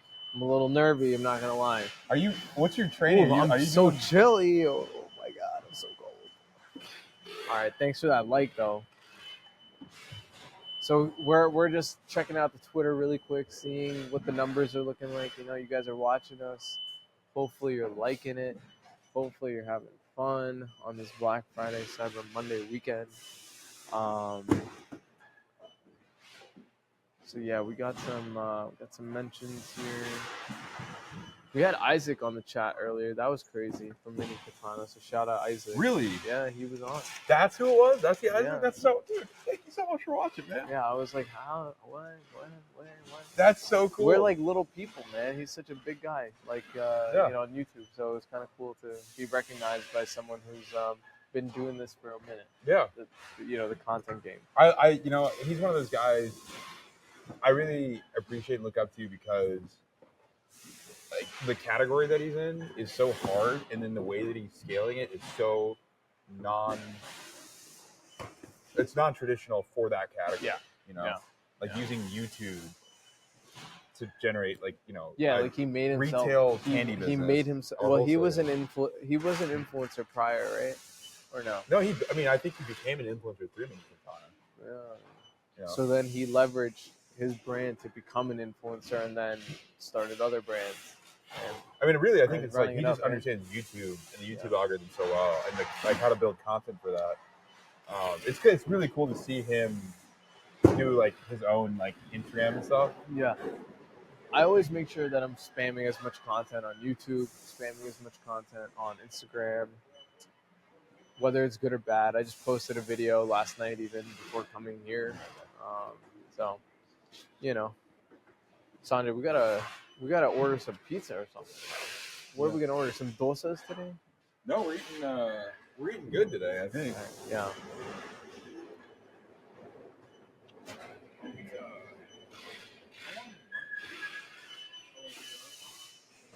So, you know,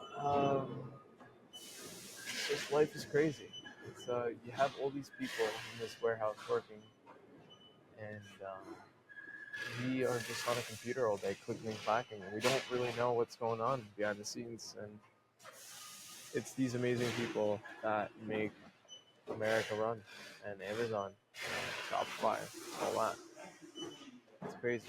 It's not always the paid media guys, because the paid media, cool, it brings the traffic, might get a sale or two, but if no one's fulfilling your packages, kind of cooked. So just want to give a shout out to all the people in the warehouses, all the people making the products, manufacturing the products. Shout out to China for literally, you know, running our, making all the products that you guys sell. It's crazy. It is nuts. So we got packages going on the line. I'm gonna change the camera angle so you guys can see.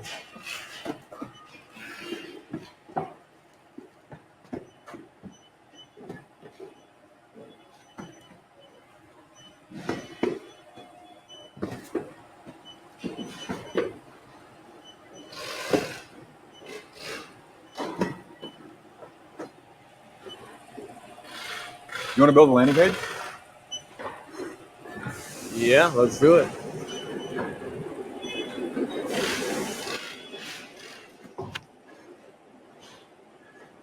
That's tough. That's real tough.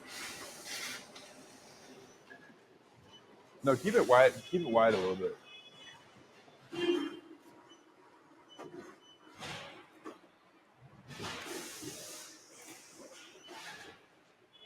It's so cool to see it go down there.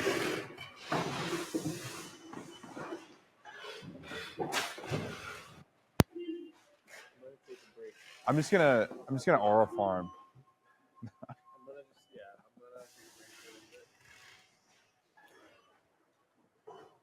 How much longer do you want? You think? We can just leave it on. Like, you can just mute yourself. No. You can mute yourself. Why would I do that? I'm a hot mic kind of guy.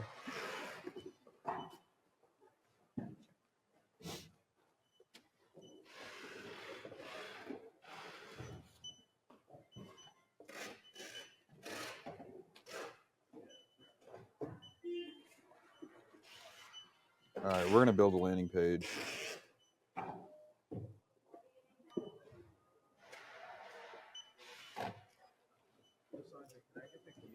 Yeah. We're gonna go pray really quick. Yeah. And I'm gonna grab us some food. Okay. Thank you. Like a snack for all. All right. Appreciate you, man. If I'm about to screen share, I can just split screen right here, right? Yeah. All right. Cool. Cool. Thank you. This one.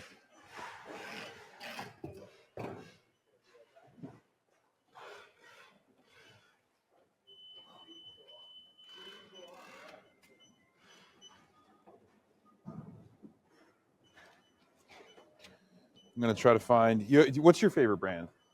Oh man, this is a tough question. I don't have one. Okay. Is it Good Golf? Yeah. That should probably be my answer. Good, simple, modern. Those are. I don't even play golf, but that's actually pretty cool. All right, let me go see what it looks like over here.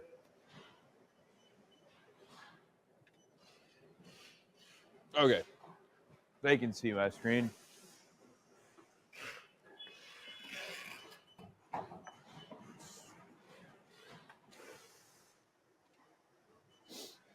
We'll just create a new shop.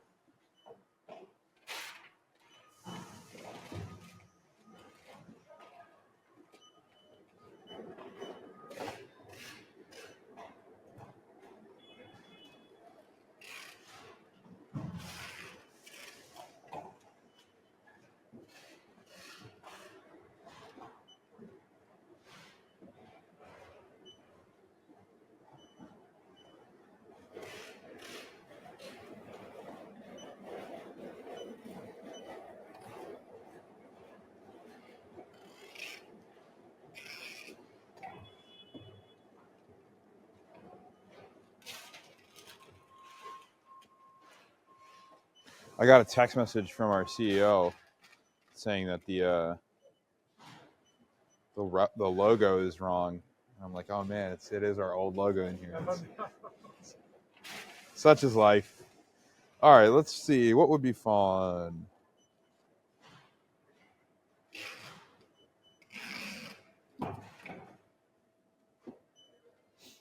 That's kind of an interesting. Let's see what kind of product page they have.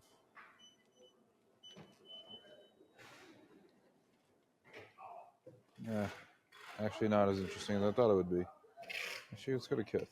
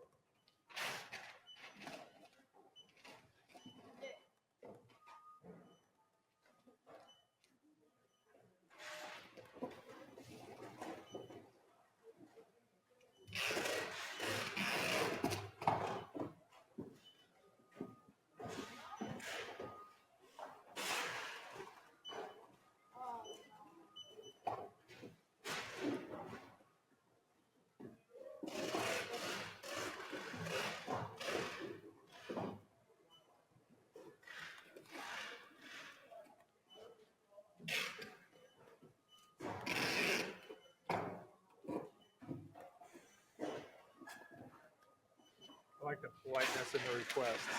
Please, you gotta talk to me. You gotta be nice. Yeah, you do. Cordial to the AI. It will inevitably turn on us, and I want to be in its good graces. Have you seen all these memes of people calling them clankers? No. Yeah, so that's like the new term for like these robots, especially like all the AI housekeeping bots. Clankers? Yeah, that's the derogatory term for AI. I will not use that term. Yeah, it's.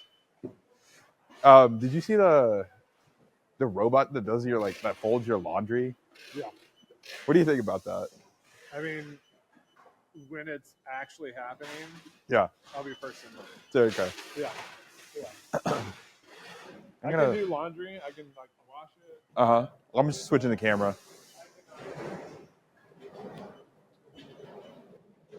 There we go. This is the coolest setup I've ever seen for this live stream stuff, and it came together pretty fast. What's the live stream on right now? Like, what do you mean? What are they seeing? Are they seeing your page? Oh, they're going to see this, and they're going to see that camera simultaneously. Okay. Yeah.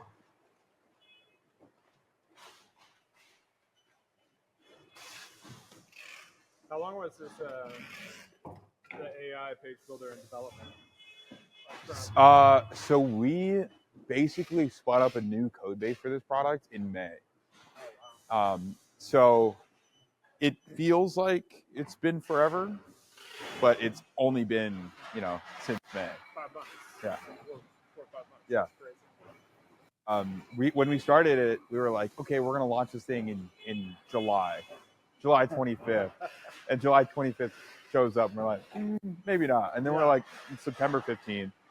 And while it's out and people are paying for it, we still haven't released our big launch video that we recorded. There's a ton of other things that we're doing. I'm trying to get some case studies built up before we do all that. I don't know. Realistically, I think that big marketing push will be in January, but it works. I think the best part about it is when we were only like the Shopify app, it was really hard to hire. And now that we have, like, we're still serving Shopify, but there's like so much of this AI stuff baked in. Right. We're able, like, people are getting offers from OpenAI. They're getting offers from us. Thank you. But we're like, our hiring velocity's picked up a lot, and I think it's because we have like an interesting product. Yeah.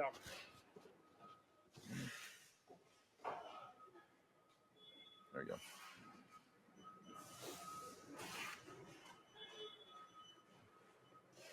Whenever it does this, it always feels like it's taking forever, but then you like kind of zoom out. You know, like it's 5 minutes of my time, and I can pretty much start ripping traffic. And you just prompted it, and Yeah. it's gonna build a whole new page for you. So on the pages that it builds, I heard you when I was in my flow state. I heard you and Zoe talking about conversion rates. Yeah. Like, do you get all the analytics? Yep, we've got analytics built into it. Gotcha. And we're trying to make that's like the next kind of big piece that we're trying to focus on. One of the reasons why we built this was specifically, like, this is kind of like the kickstart to like improving our internal analytics, which then services, like, you know, customers. But yeah, it admittedly needs a lot of work, and I am going on the record to say that live on a video.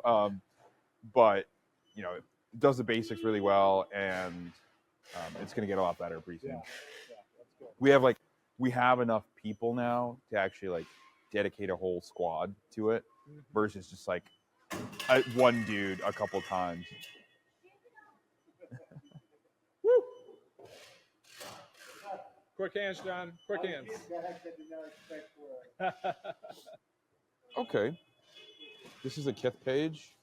Obviously, their imagery is just a lot better. And this is the kind of like recreated this almost identically. It's kind of interesting to kind of figure out what the choices are, but I do think it's cool that this is interactable. Did have the countdown timer. Here, I'll let you, if you were to ask it to do something. Oh, man. You can also, if you hit this edit button, Yeah. and you click on something, let's say you click on like the title or the image, it'll give you the ability to adjust things, or you can then prompt it to do something specific to that. Like, if you type in, make this like rainbow or whatever, it'll apply that style. Oh, that's cool. So let's do.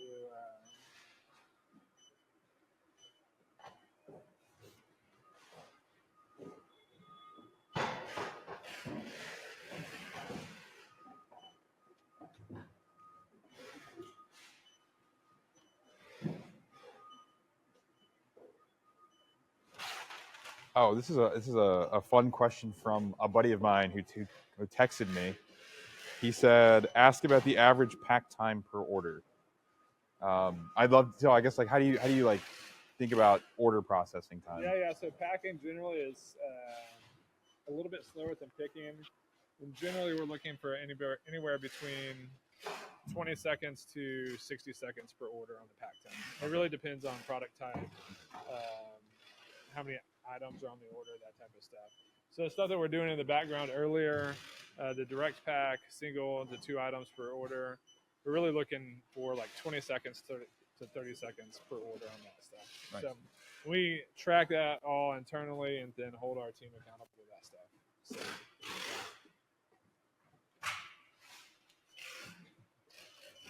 I love getting feedback from yeah.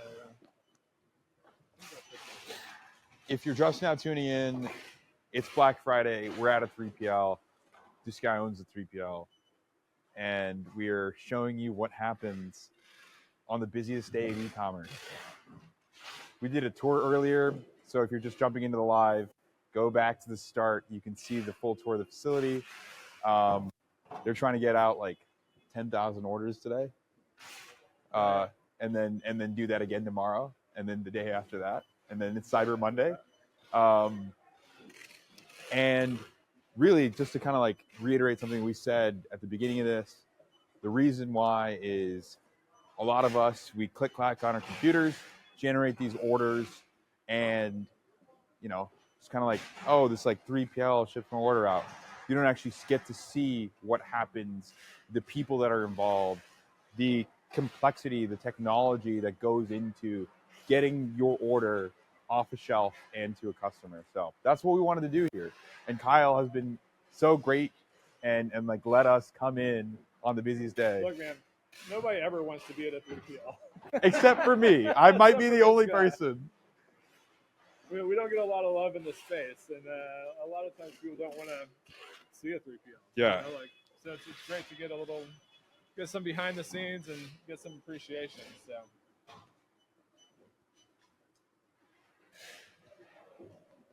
Also, if you want to, do another paintball event where people get to come and shoot me to be frustrated with their 3PL, there you go. I'll do that. If you're frustrated with your 3PL, first of all, just switch over to his, and then second of all, if you need to get the frustration out somehow, we'll do another paintball event. Sometimes it breaks. Let's see if it fixes it. Fix it. Fix it. I hope our engineers are just like sitting watching this. I know the engineer that worked on this, he was working on it like late last night just to make sure everything was cleaned up and this jumped. Let's go back to that. So last time I saw it, it's right under 2. So it dropped. That jumped almost 600 million in 2 hours. In the 2 hours we've been doing this, yeah. Yeah, people move some weight on Replo. People are online today. Yeah, they are. It's so, you know what? One of my favorite things is like seeing kind of like revenue. Okay. Had problems with it. Here, let's see if we refresh it. Get the images up. There you go. Yeah.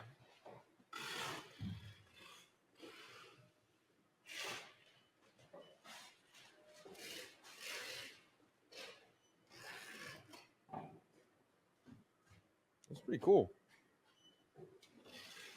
I like the countdown timer at the top. Yep. Not rocket science. Not the world's most elaborate page, but I think one of the big things is if you like have like good inspiration and then good imagery, those two things like carry most of it. But right, as people in the space know, like marketing, it's like shots on goal. Yeah. Right. Yeah. So iteration, see what sticks, see what's performing the best, and this gives you a really quick way to spin up a lot of different iterations to see what the conversion rates are on them. That's cool. Yeah, well, we'll have to set a page up for you. We'll do some like lead gen stuff. We're doing it for Zoe for Refunnel. Oh, really? And then we're going to use it ourselves. We get to like dog food the product. It's just interesting because like so much of this was like built for e-commerce specifically, and there's a ton of tooling that we need to add for all of these other use cases. So like lead gen, integrations, things of that nature. But it is possible to do it now, and we are doing it. Fun. I love like the Trevi one too. Their imagery is great. That's such a great brand. Yeah, they have that dialed in. Oh, look at that.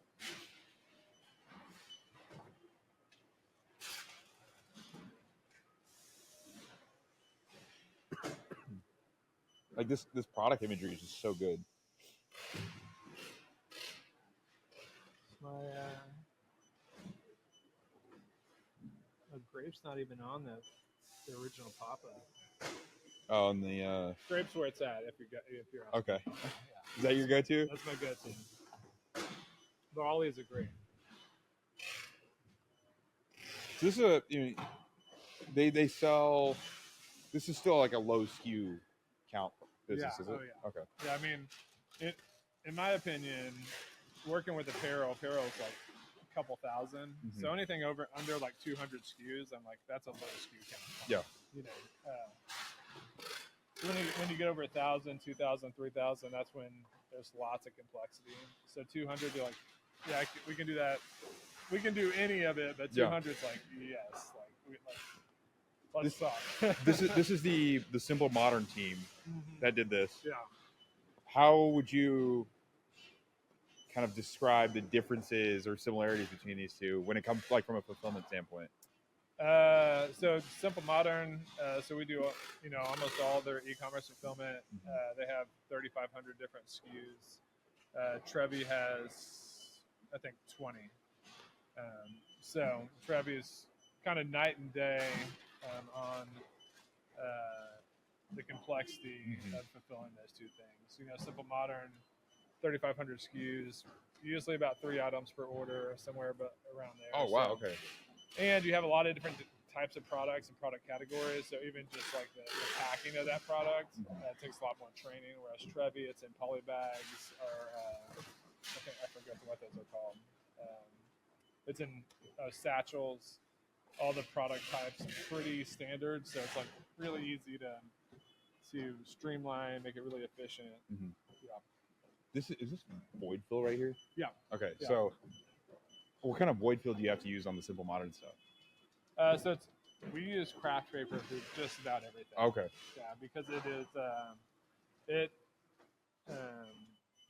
it's really customizable to what you need.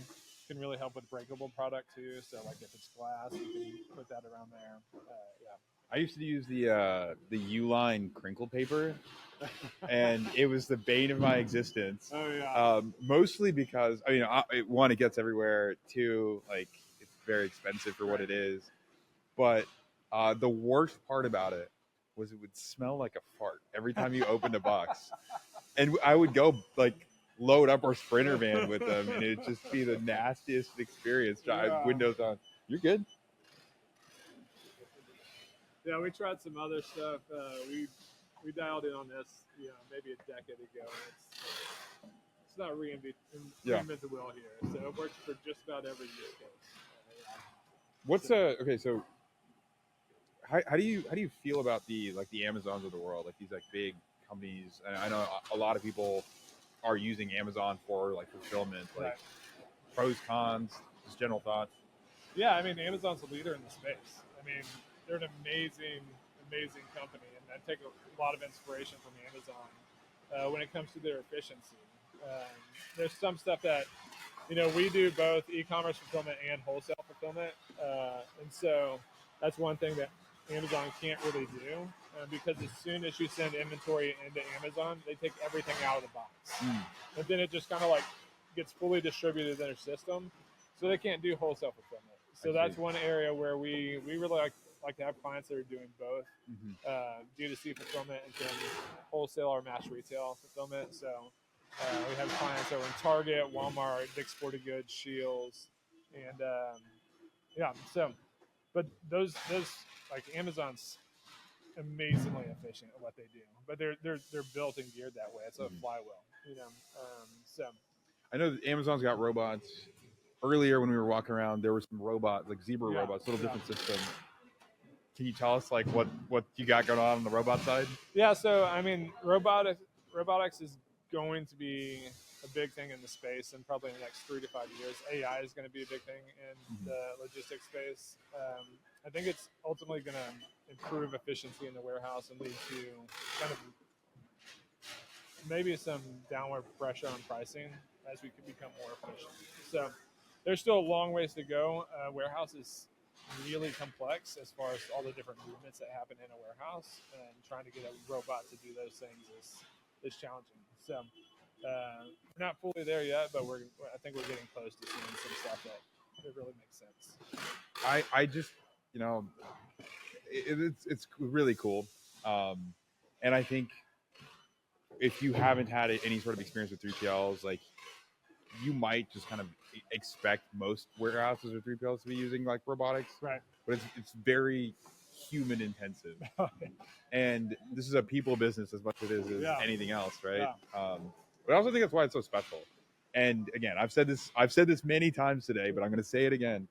I think one of the reasons why being in a 3PL is so cool for me personally is you get to see all the people that are involved in getting hydration packets or hats to a customer's door. Right. Yeah. So it's the like we were talking earlier, like we don't do remote. We can't do remote. Yeah. We're on site, kind of in the thick of it, and it's fun. Our goal as a company, and this is what my co-founder and I have always said since we started the company, is that if we serve our clients so that they can grow, and we take care of our people, then we're going to be successful as a 3PL. And I think we've seen that throughout the history of growing the company. For our employees, we cater lunch every Friday. It's just one of the ways that we try to build. I don't like the word family when talking about a business, but I like the word team. It's one way that we build a team and really focus on the people, is the benefits that we provide and the work environment. Warehouse is a really hard space. We get a lot of people like. So on the flip side of Amazon's average turnover is, I think it's like 300% or something. Their average time that someone spends at Amazon is 3 months. Wow. It's because it's such a demanding, hard work environment, and we have people who have been here with us for years, And so when we get those people in, they have experience in a warehouse environment, but they can see that our values are that we're going to take care of our clients and take care of them. Right. It goes a long way in this space. So, yeah. So when you first started, you were in 5,000 square feet, and I'm assuming not 24-foot ceilings. So how many other spaces do you have in between? So luckily, the first space that we moved into that 5,000 square feet, it's really kind of a God thing that it was a shared warehouse, and every time that one of the other tenants in the warehouse would move out, we would get a client and grow into that space. Nice. So for the first 7 or 8 years of the business, we never had to pay for space that we weren't using, which is really it's one of the benefits of using a 3PL is that we take a lot of the risk when it comes to space, because as a 3PL, you either have too little space or not enough space. And if you're a brand that's self-fulfilling, then you probably know what that's like. Right. Like, our orders went down, our inventory is going down, we have too much space now. Or the reverse of that is you're blowing up, you're scaling, orders are pumping through. Yep. You don't have enough space in the warehouse, right? Yep. So that's one of the benefits of using us or 3PL is that we kind of take that risk and take that operational complexity. And so do you have like a rubric or like a heuristic of companies that should not use a 3PL? Oh man. But personally, I really like to, not necessarily. No, I think all brands are candidates for for working with a 3PL. Brands that really want really high touch, where they customize orders, very intricate pack out as far as like an unboxing experience. Maybe not. I really like clients that have self-fulfilled at the beginning, because they're always very appreciative. It's kind of like that disconnect we were talking about earlier, where you guys, clicking buttons, doing Excel, like spreadsheets, that type of stuff, and you don't realize how much space the product takes up, all the different complexities. Well, people that have self-fulfilled when they started, and they're like shipping orders and then trying to get the Google ads. As soon as we take away the order part, they realize it makes it so much easier to build the brand. And generally, like a lot of times what we see is that when people come on board, they were self-fulfilling, and then they come on board with us, is they usually 2x pretty quickly. Oh, wow. Because they have all that extra time to reinvest into actually sales, marketing, growing the funnel, right? So, when I first started at Bluff City Soap, we had our e-com come out of I want to say it was 1,800 square feet in Memphis, Tennessee, and it was like this really wild setup where it was like these two industrial park offices. So the product was made back in like the warehousey type area, very small. It was like honestly about that much size that we had right there. That's like our like stock. Right. It was terrible. And then you had production and then the fulfillment. So what would happen is you would have like fulfillment, or like you would pick and pack. You would pack over here. You'd grab a box. You'd walk outside, like through the units, and then you'd come and pick in this one room, and then you'd go back over to pack, and then you'd come back one more time to weigh and print your slip.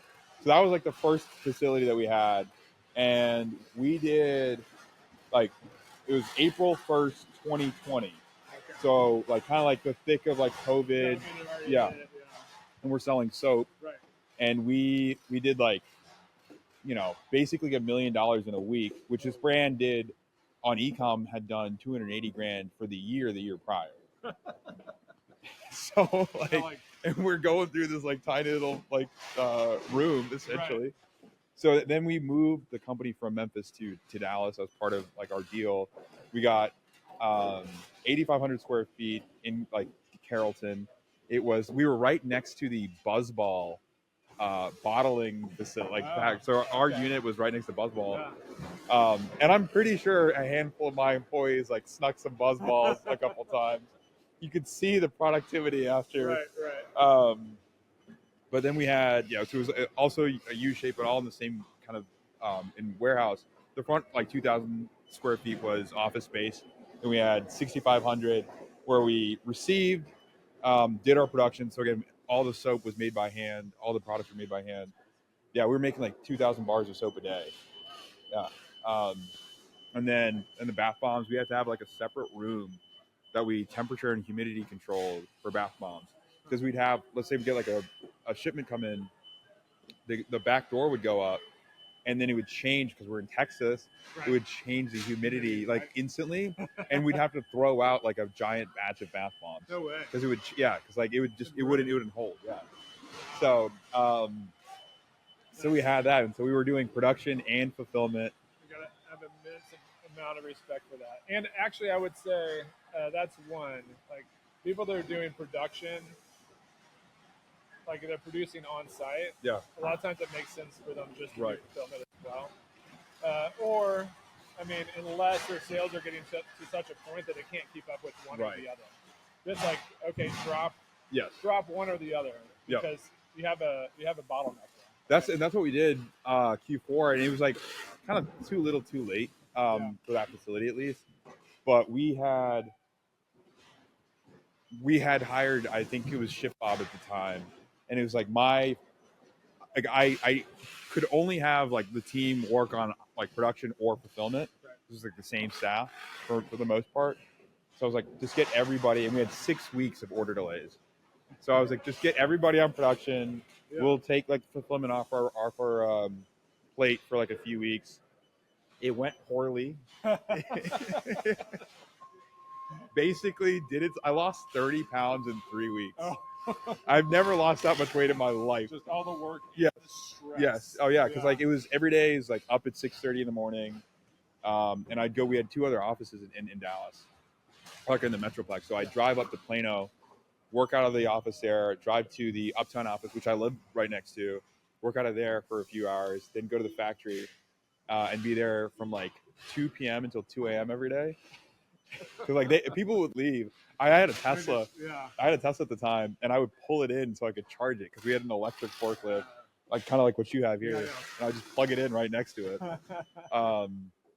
Yeah, it was crazy. But somehow, through all of that, I look back at that time fondly. I was like, I'm like clearly messed up in the head because like shared suffering. Yeah, it was great. It was so much. I mean, I think it's fun. I think it turned me into a better operator just being able to see all that. So did you get caught up? We did. We actually got, and we got caught up like on December 19th, and it was so close that we had a FedEx Express with the last batch of orders to go out. We had FedEx Express orders. The truck came, took as much as they could. We had a few more to go. I loaded them in the Sprinter van, and we drove to DFW Airport where they were like processing everything. So we're literally like just So it was right at the Christmas Brothers. Yeah, that's a real operator then. Like if you've been to the the hub at the airport, like I've done that. A handful of times. You don't want to do it. You don't want to do it, but you do it. Yeah. So that was, and then, there was like a ton of stuff that happened. We ended up turning we had physical stores. We turned the stores into shipping nodes because they were also making the product in store as well. So we'd get these printers and we get all these boxes. I'd have to record videos. Are you teach using them. we're using ShipStation Mhm. at the Yeah. at the production facility and then at the stores eventually? Yep. We built some middleware because it was a franchise system. Okay. We actually had to write middleware to take into account everyone's franchise agreement, which is not just like state or like it was like right, especially if they're two stores right next to each other. Right. It is like a ton of like rules. So we had to write this like custom middleware that lived on ShipStation or within ShipStation to do order routing, and then all the stores had their point of sale system was an iPad, Right. or it was built on an iPad, and so we just added the ShipStation app to it and taught them how to ship. That is next level. I mean, a lot of even just setting up like geography rules Yeah. can be complex, but then to put in like affiliate agreements into them on top of that, it was nightmarish on the legal side because like when the company was built, there was no provision for like e-commerce orders being split by franchisees. Right. So we had to go do that legal work, and then there was like fighting between different franchisees on who gets what territory, and people start like then like money comes into it. Like it was so just getting to the legal side of it was like wild, right. and then building it. But we did it in 3 weeks. We did all the like again going back to like not sleeping. Right. The first, I guess we did like the legal stuff over the course of it's like 5 weeks total. We had 2 weeks, and then we spent a week writing all the middleware, and then getting like printers ordered. We used the Zebra printers, making sure there was enough like printer paper and scan guns and all these sorts of things.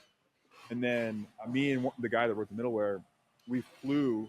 So we did 2 trips. The first week we flew to Louisville, and we drove from Louisville to Memphis, and we went to a bunch of stores along the way. And then the second week we flew to Arizona, and then basically each day we would like fly to a different city in a different state, and go set up. Yeah, so train everybody. Yeah, so we did it in 2 weeks. And then my buddy had to he was buying a house at the time, so he had to leave a day early, and so I had just enough time to go do like 3 Atlanta stores and then get to the airport, and I just barely made it. But I'm like throwing the keys at the rental car, like let you guys figure it out. What a great experience. Yeah, and then I got to teach people how to ship. I still have like all the Loom videos. I'm actually wearing this hoodie in all my Loom videos of how to pack. Like here, I'll show you. I'll share. Let's see it. I'll share with the world.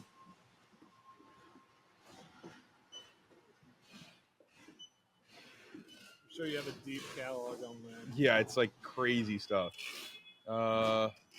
607 videos. Probably. Here. Back.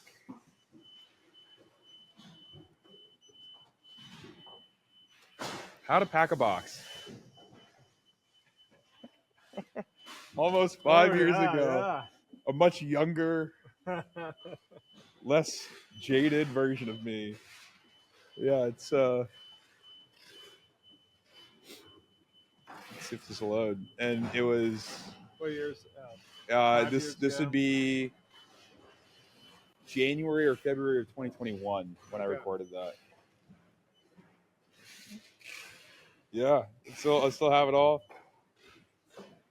Yeah, it's like this is what we had to do. Nice, man. Yeah. But that's where this like love of fulfillment started for me. Right. Is like we did it. I did it myself. Yeah. Yeah, and then we're here. Here. How do you feel about how everything's going around you? I mean, good, man. I've been checking in. I'm not on the floor, like I said, as much, and so we have a really good team that runs things here. So I've been checking in throughout the day, pop into issues when they arise, and help the team get the orders out. So, yeah. But like I said, this is a fun time of the year. Like, orders are coming in. It's a challenge. Yeah. But it's a good challenge, and shared suffering. So. That's right. Yeah. Great team building. Yes, absolutely. I mean, I still have like really great relationships with everybody that I work with at our warehouse. I miss them a lot. You know, it's like it kind of get a little emotional thinking about it because like It is that share suffering, like especially when you go through, oh, FedEx didn't pick up today, or I'll show Not you that FedEx ever, not that any carrier ever misses a pickup. this. Yeah. Let me see if I can find it. There was my favorite day, because we produced all the materials, Right. so we'd have all the raw materials, and we made like a lot of laundry soap, and a big part of it is essentially baking soda, and it was on the top rack, and the pallet busted, and then our forklift got stuck. So that's like December 16th, 2020. Yeah, you guys are pumping out some volume, man. Yeah, it was a good time. What mostly FedEx? Yeah, is entirely FedEx. Entirely So we FedEx? had UPS. We had a deal with UPS the first half of the year, Okay. and then we switched over to FedEx. And that was actually like completely out of my control. This is my Tesla, it's like pulled inside. Yeah. That's the old forklift that would leak fluid all over. Let's see if I can find that picture. Oh, this is disaster number 1. Yeah. And this is disaster number 2. And you can see like pallet broken underneath. Yes. I don't know what the statute of limitations is on this, but we had one of the guys actually got up. It was 16 feet up in the air. He got up and stood on the forks of the forklift. And that's the only way we were able to like unloaded it from there. But like not clipped into anything. Very OSHA non-compliant. But it's okay. None of us work there anymore. Like, it was a good time though. Yeah. Yeah, feeling pretty good about the day. Good. Yeah.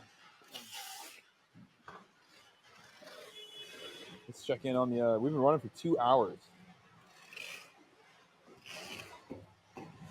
See what the Replo tracker is. Yeah, let's do that.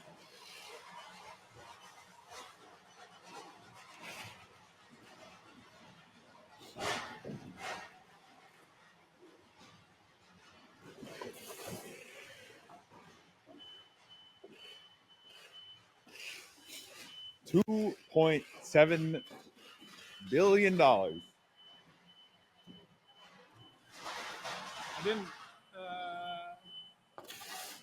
didn't keep track of the order volume this morning, or not this morning, like earlier. I think. Was it 19? I think it's like a little over $100 an order. That would math out, right? Right. Yeah, I think AOV is like just over 100.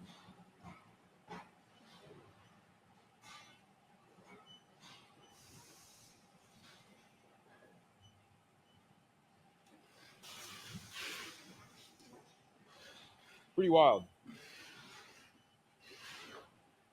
I wish it was as cool as like the Shopify like live With the where like ping where all the orders are coming from. Next year. Yeah, next year.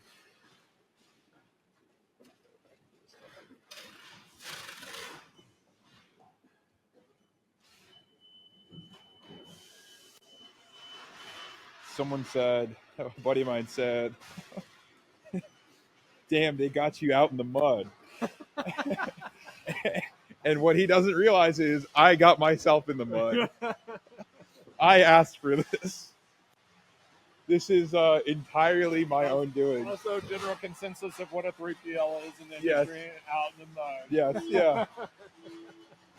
Okay, so I have not spent any time in Oklahoma City. I've spent a lot of time in Tulsa because I grew up near Tulsa. What's OKC? What's the vibe here? That's, I mean, it's one of the best. I like to call it a tier 2 city. It's not Dallas, right? Sure. It's not Chicago. It's not LA. Do people consider Dallas a tier 1 city? I don't know. I don't think anybody I had does. an argument about what a tier 1 city is, but like Dallas is 8 million people. Yeah. Right. Mm-hmm. So maybe Oklahoma City is the best tier 4 city. Sure. Okay. In the U.S. Cost of living, unemployment rate's really low. Mm-hmm. Cost of living is pretty low. It's incredible. Yeah. Food scene's great. We have the best basketball team in the world, maybe of all time.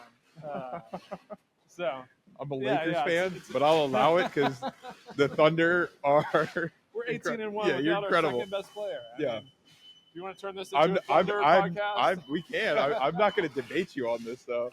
Once Yeah. Zoe gets back, like he might. Yeah. No, so it's really friendly people, great people, and it's really business friendly. Yeah. So yeah. And I know you talked about this with Zoe earlier, like just location wise, access to like being able to ship to coast easily. Yeah, I mean, for most brands, I think a single ship point makes the most sense. And can you explain shipping zones to people? Or like, I don't know if that's like still the right terminology, but like all the like. Yeah, so I mean, shipping zones are basically how far the package has to travel until it reaches the destination, and so and it's anywhere from like in the U.S. zones 1 through zones like 8 or 9, and so the lower the shipping, then as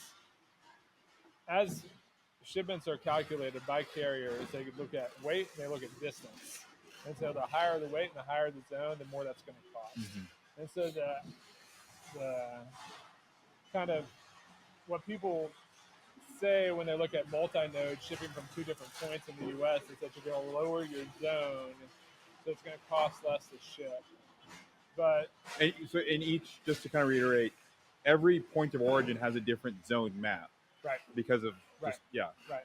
So like if you go coastal and you have a ship point on the west coast and a ship point on the east coast, that way you can lower your overall zone and it costs less to ship. I think what people don't, and kind of the logistics industry has sold that as like the way to go is Like to go have bi-coastal? multi-node, Okay. Amazon model where you have all your inventory distributed. I kind of argue against that a little bit because what you don't realize is like it adds a lot of complexity to the logistics, to the fulfillment, and it also adds to your inventory cost because you spread out your inventory. You actually have to carry more inventory, and that inventory costs money, and so it can affect like a brand's like cash conversion cycle, how much inventory they're having to carry, how much they can actually spend on marketing because they're carrying extra inventory. Right. And so that's why I like. There are brands where that makes a lot of sense, where you spread out your inventory. They have really high volume. They have low SKUs. I argue that for most brands, it makes a really great sense to have a single partner, single ship point that can hit both coasts in 3 days. We happen to be This one can do that. located in the center of the U.S. and we can do that. Yeah. So yeah. I love it. There's so much to learn here, and I think the brands that are able to scale the fastest now, it's not so much like sophistication in marketing. I actually think that knowledge is more widely distributed. I think the brands that can scale the fastest are the ones that have like all of this back end stuff like dialed in. Yeah. It's manufacturing stuff. It's how streamlined are you on the fulfillment side? Right. What is like how good are you at like managing cash? What's like the name of the game? And like just from it's even like the last couple of weeks, like looking at brands more closely from an operator perspective, not just from like a guy hawking landing pages. Right. We're able to do a lot of cool stuff when the operations are kind of like dialed in. Yeah. If you really start to push sales and like push marketing and the operations isn't dialed in with your team, that could be on the front end too, just like placing purchase orders, SKU catalog, cash, like managing cash. Like if you're pushing sales, that stuff will break. Yeah. And 3PL, if you don't have a trusted 3PL, like operations will break. And then you're dealing with customer service issues, that type of stuff. So I agree. It's like the brands that really are able to scale and scale efficiently have that their operations dialed in and are working with a partner that's dialed in as well. Do you have any like favorite stories from people here? I know, like you said, Trevi launched basically this time last year. I'm sure they're ripping. Yeah. Any other brands you've seen kind of every stage of evolution? I mean, Simple Moderns are our marquee client and probably the client with most closely aligned with. Those guys are on social media all the time. And Yeah. what I say about them Great is, Replo customers as well. Are they? Yeah. Yeah. What I say about them is everything you see online, like how nice they are, they're twice as good as in person. Yeah. Like they're amazing partners, and they started with us when they had 4 pallets in our warehouse. The time I look back is COVID, and when COVID hit, it was crazy time all across the industry, right?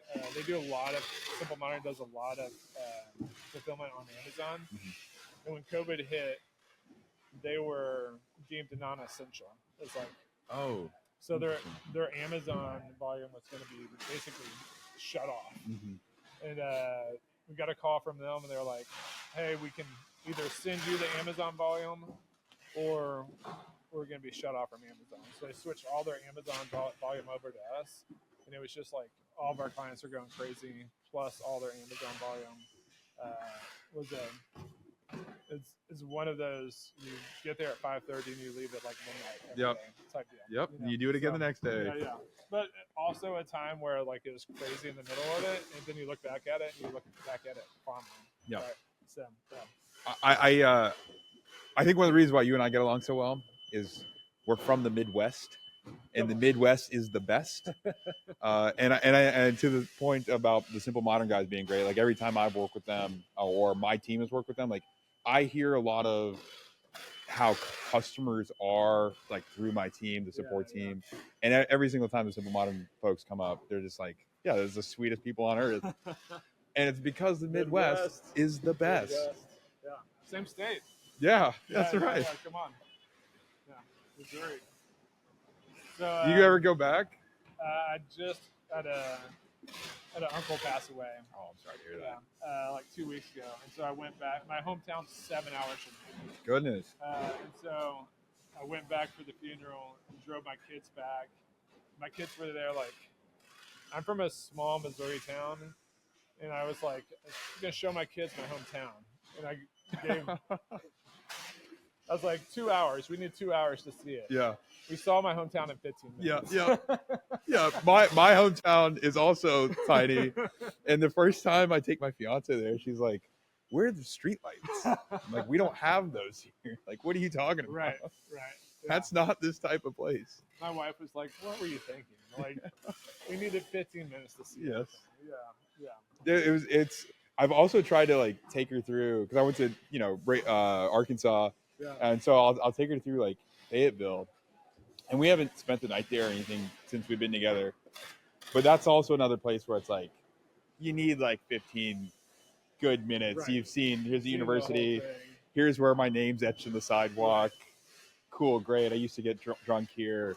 That's pretty much all you need to know. And you dip.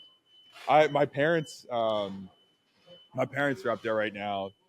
And my little brother drove down from school. He goes to school in Kansas City. And so they did Thanksgiving there. I wasn't able to, go. I had like all this other work stuff going on, so missed them this year. But normally we do Thanksgiving up there, and it's pretty nice. We'll do like an Indian American fusion, like dingo, like that kind of Indian. You need to stream that. Like, yeah, I want to see what that looks like. It's like my mom will take all of like the Indian spices and apply them to the turkey. She's got like the injection out, like she's like injecting it with like masalas and stuff. And then so we'll have like mashed potatoes, and then we'll have like fish curry, and it's actually an incredible combo. Yeah, I want to invite. Like that sounds done deal. Next time we do that, it is awesome. That also sounds like the most like I've seen a lot of interesting turkey recipes recently. Yeah, that's probably the most interesting I've heard of. Yeah, it's my mom's been doing that. I think she's gets it a little bit better every year.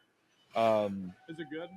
I love it. Okay. I'm like I am very fond of it. Obviously, like kind of anything my mom does, I'm like a big fan of. But I do look forward to that. I was upset that we weren't going to get that this year. Though my buddy came over yesterday and cooked a mean ham. He did like a pineapple, honey, and like chipotle glaze. Nice. So I was eating that until like 2 a.m. last night. Like troubleshoot. We had to launch a Black Friday offer, and I was up till 2 a.m. like troubleshooting and just eating ham. my fiance's passed Tis out the on the couch. season. Yeah, it is. Yeah. It's not Black Friday if you're not up late Right. wondering why your sale isn't working like you programmed it. It's happened to me. I mean, I haven't had to do this in a couple years, like actually being on the operator side, in addition to like doing all the Replo stuff. Right. And again, it's one of those things where I'm like, why did I miss this? Like, why do I like this so much? Because it's just abject pain for so much time. Massive. Yeah. But then you see the Shopify screenshot. You're Right. like, okay, That's why. it's the dopamine, yeah. But it's pretty great. Yeah. All right, let's see what Oh, yeah. let's see what the audience. We got any people still watching at home?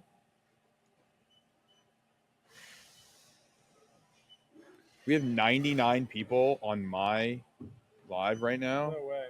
They got that whole turkey conversation. They got the whole turkey conversation. We got 284 people live right now through Replo's channel. That's great. Thank you all for watching. This is crazy. This is like the coolest thing. Yeah. This is awesome. I've been wanting to do this for so long. And I'm so glad, Always genuinely welcome. so grateful that you Always said yes. welcome. Yeah. So just if you're just now tuning in, we are at Encore Fulfillment in Oklahoma City, and we did a tour of the 3PL. So if you just logged in, go to the beginning of the video. You can see a tour of this facility. We wanted to show you the people that are typically just clacking away, making orders happen. What happens after the order is placed?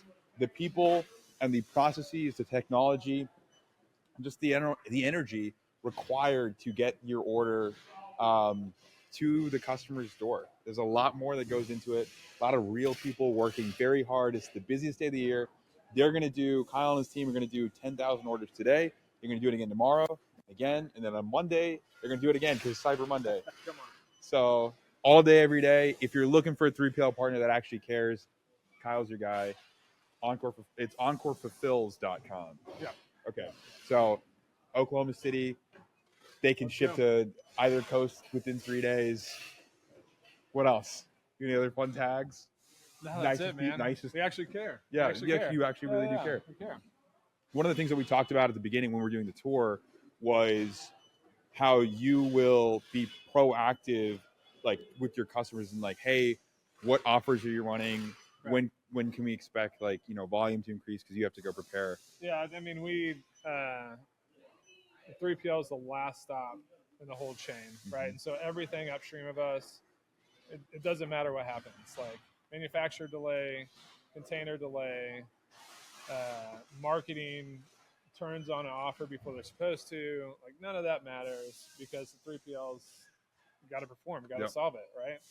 And got to try to hit the targets that are set by our clients. And so if we're reactive, we're kind of dead in the water. Like it just doesn't work. Yeah.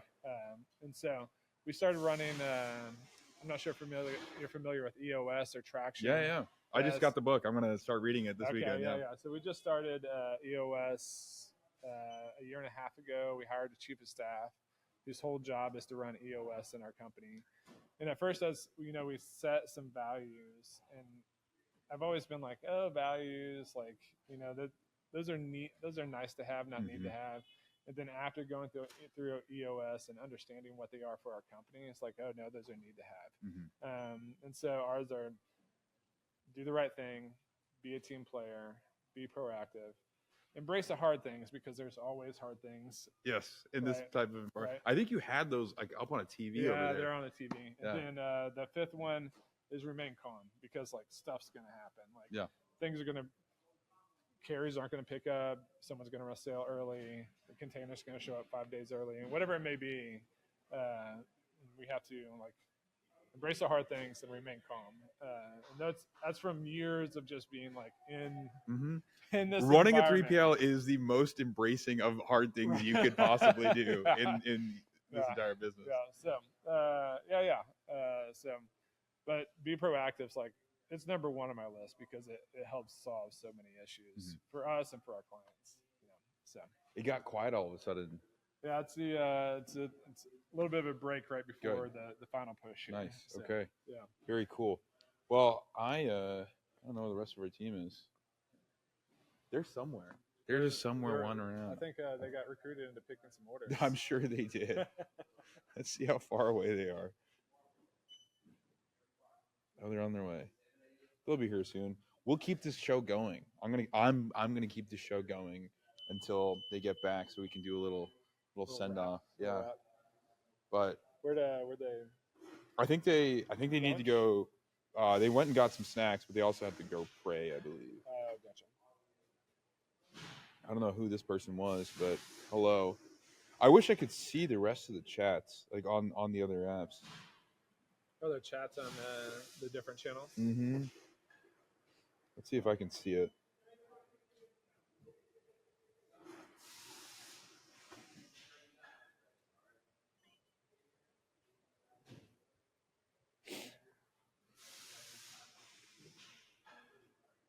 Yo. If it loads. Or if it doesn't. I know my little brother took a screenshot. Here, I'll show you what he said.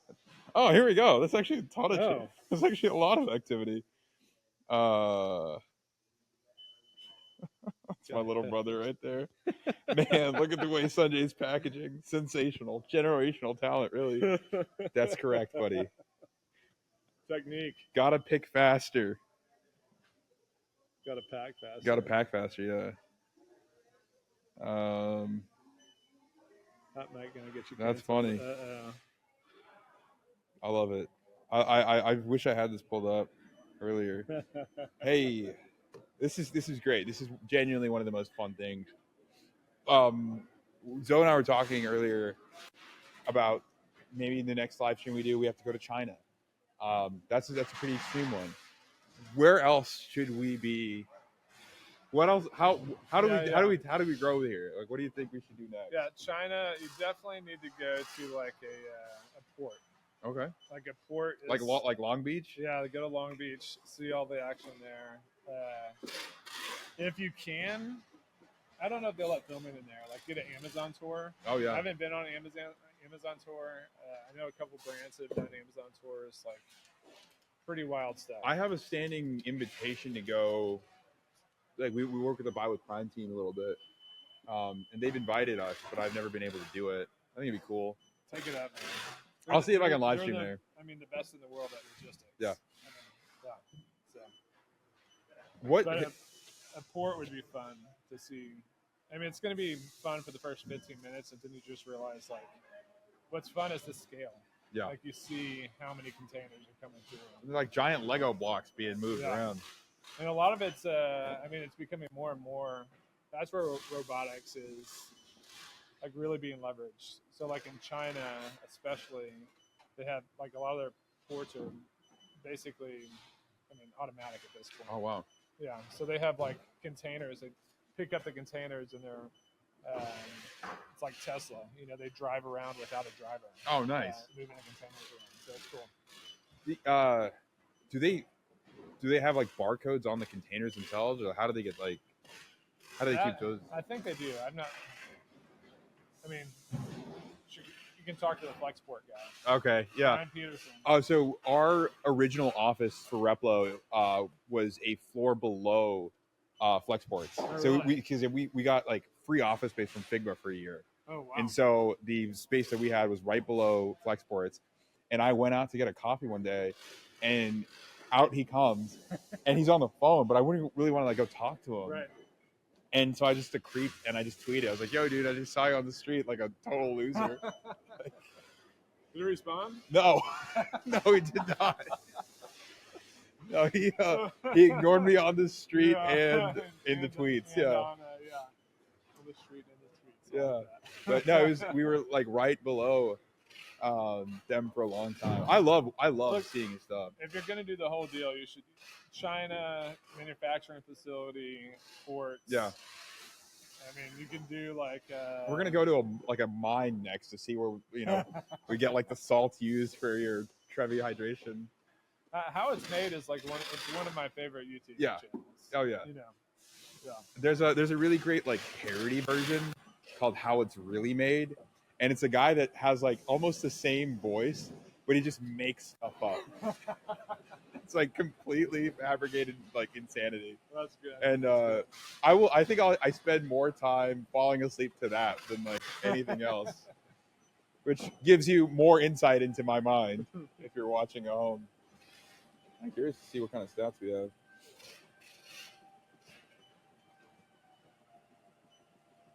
It used to tell us. Yeah, we're at 2 hours and 30 minutes. I think we're gonna. Let's recheck the dashboard. Let's recheck the dashboard.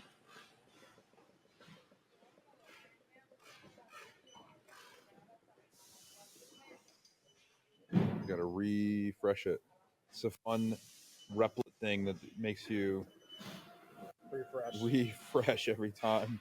And I'm doxing my buddy Hector every time I do it. Sorry, Heck. I don't think this is updated in a while. How's it? It used to.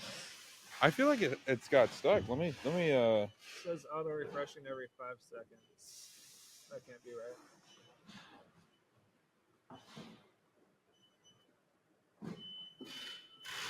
Is it stuck?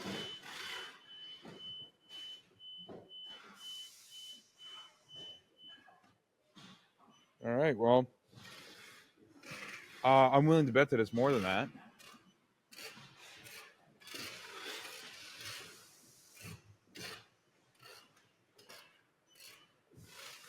Nice. Rest of the crew is actively pulling up. Nice. Live feed. Show the camera. We're watching them slowly. I don't even know if you can see that. There you go. Like watching them get closer and closer. Soon.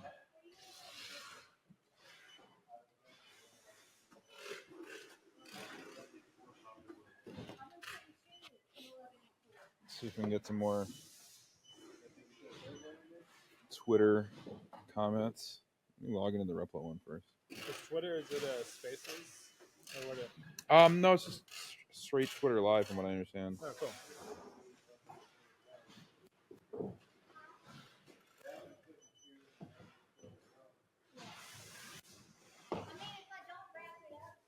No chat here, just on us.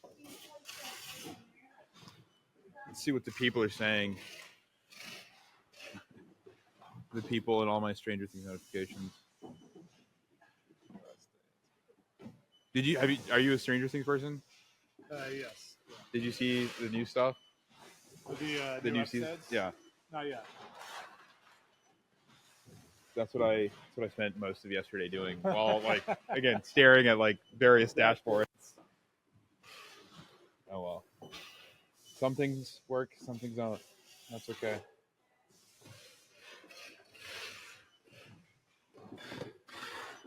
What was like the impetus for starting a 3PL? I know you said that you like kind of saw the wave of like e-com growing, but like why this part of the stack specifically? Honestly, I'm a little bit of an accidental founder. Mm-hmm. Like I didn't know what I wanted to do, and I had done something at a previous company in the same space. Okay. And so it just is familiar to me. And again, like, picks and shovels when it comes to the gold rush and seeing the industry. I also like, I'm sure the same way that you think about marketing, I like thinking about the operational aspect of it. I do see it really as a service. Like I like service business. And so it's not just, we're picking, packing, shipping our customers orders. It's like, no, we're partnered with them and we're serving them and serving their growth and serving kind of their dreams. Yeah. A lot of our, that barbecue client we saw earlier, like they started in their home, they started a garage business and then it kind of took off and they built a brand. And we're getting to help them like live the life that they want and grow the brand that they want. Yeah. And I take a lot of pride in that, So same thing with Good Good or Simple Modern or any of our other brands. So that's one thing where we partner with a lot of actual brands and not just drop shippers. Yeah.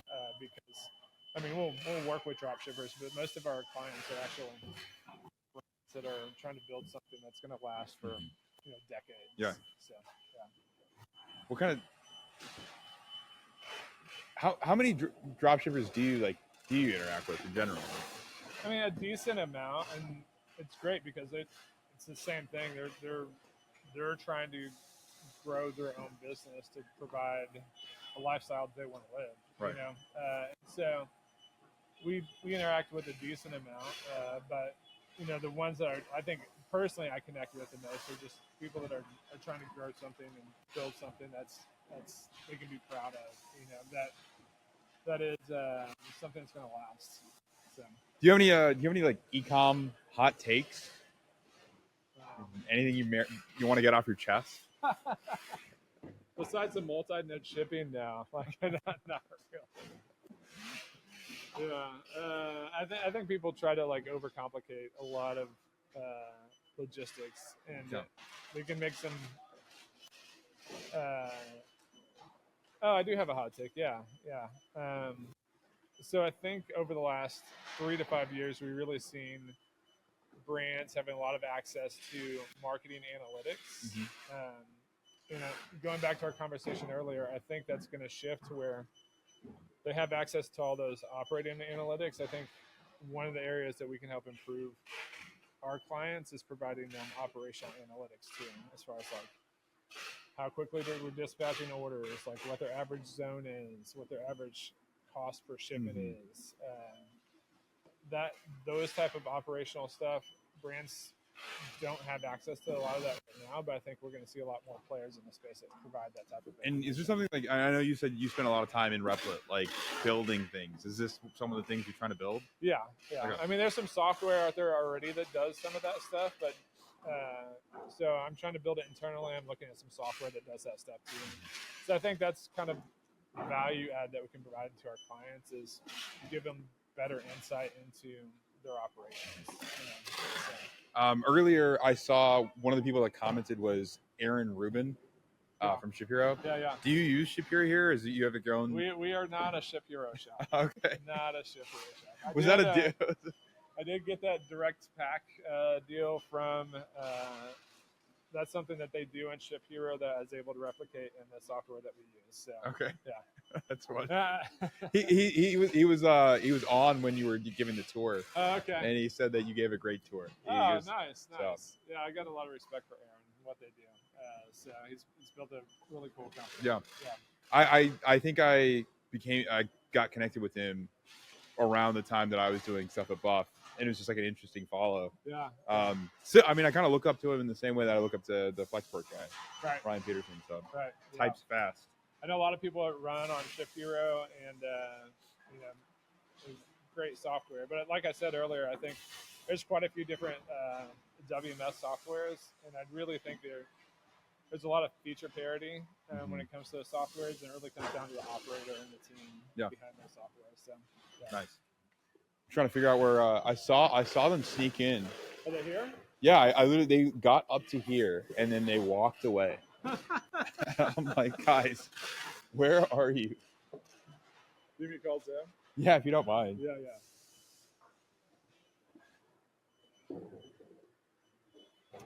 I will say one of the cool things that that's happened today is just the quality of cameras, production value. Because the original production value of this whole operation was off my iPhone, and I was like, wait a second, I've got some marketing budget now. Maybe I should use it to get like a higher quality production, which is what we've done here. And I hope you've enjoyed watching our live stream from this 3PL. We've been going for 2 hours and 40 minutes now, which is the longest time I've been monologuing ever. I think I'm getting to the point where I'm tired of my own voice. Didn't know that could happen.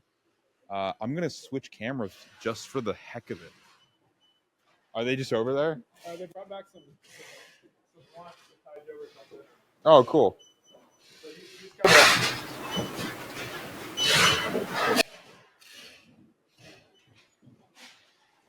Yeah, Aaron adds a bunch of value to the space. Like he's always like looking out, like breaking, especially like I think him and Ryan Peterson were two of the best follows during like all the tariff stuff. Yeah. Oh yeah. And the 3-2-1 stuff, because it was like changing weekly, daily yeah. times. The hourly at some points. Yeah. It's been a crazy year. Are we over here now? Yeah, I thought it'd be fun to switch up the camera, and I've always wanted one of these little. I don't even know what that. Deck? I guess it's, Okay. it's something to that effect. Being able to switch between, like doing multicam stuff. Yeah. I was just monologuing a bit before, saying how I've never yapped for 3 hours before. We were coming up to 3, and for the first time in my entire life, Sanjay Jenkins, tired of his own voice, we're getting close. I'm like, yo. Well, no one's ever talked about a 3PL before for 3 hours. Well, we did it here first. Oh, nice. Welcome Look at back, that. brother. Yo. If you haven't drank Olipop yet, you should drink Olipop. It's one of the best. He's got like so many at his house. I bought 5 cases for Black Friday. Bro, you must be shitting. Like you must be. Your I fiber. have the best. My toilet deals with me a lot. That's all I'm gonna say. We've been going for 3 hours. I'm freestyling now. No, we're chilling. All right. Well, I think we're at a point now where we can kind of wrap up. So before we do, anything you want to ask Kyle before we shut down? Yeah, Kyle, what are your goals for 2026? How do you want to expand what you're doing today, and personal goals as well? Oh, personal goals. Yeah, personal goal. Yeah, like fitness or vacations, like whatever. Yeah.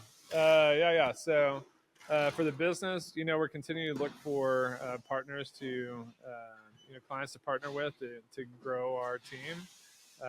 And really just because we want to work with people that are growing their business and who want a reliable partner. And we know that we can do that good job for our existing clients and for new clients. And so 120,000 square feet here, have room to grow into another facility as well. And so we grow because I think it builds opportunity for our clients and it builds opportunity for the people that we employ.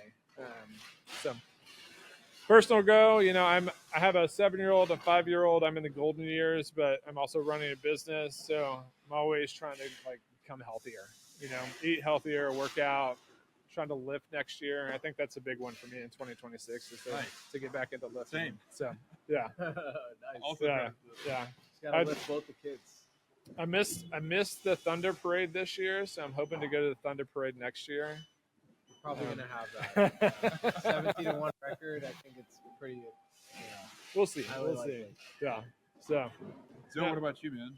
What are your goals for the coming year? All right. So business-wise, obviously, want to scale, refunnel up, evangelize the influencer content game as much as possible to the different brands that are out there, and personally, like on the refunnel side, professionally rather, want to expand the team. So I've never had a team that was bigger than 20 people. So if we can get it to 50, that'd be kind of crazy. Run an operation like this. Who knows? Might compete with. You're gonna no, just kidding. you're gonna start a 3PL? Yeah. It's tough business. Bro. It's tough business. But no, seriously, on the personal side, I'm about to do a marathon in 3 weeks, and I have not trained for it. So let's see what my benchmark looks like in 3 weeks, and then I want to beat that benchmark next year. So that's kind of my goal, and then maybe I'll lift some more You're doing weights. a full marathon. I'm doing a full In marathon. 3 weeks. 3 weeks. Train. Have not trained. Do you have a goal of not stopping? Yeah. My over goal is under 4 hours. Let's see. That, I play a lot of basketball, Okay. so we'll see if the basketball. When's the last time you just ran? I mean, I do Orange Theory almost every day. So, Okay. almost every day actually. 5 days a week. Yeah. So we do a lot of running there, but it's not long distance. It's a lot of hit running. So we'll see. We'll see if it translates, but I don't know. I can play basketball for 3 hours, 4 hours if I wanted to. So that's why I'm basing it off of that. I'm just gonna raw dog a marathon. Raw dog in a marathon. So we'll see. We'll see in a few weeks. All right, Tanya, what about you, man? All right. Professional goals first. Build Replo to be the biggest AI kind of if you sell stuff on the internet, I want you to use Replo because we're the sell anything platform. That's the goal. So evangelize, get as many people using Replo as possible. I also hope to be like fully running a brand of my own again.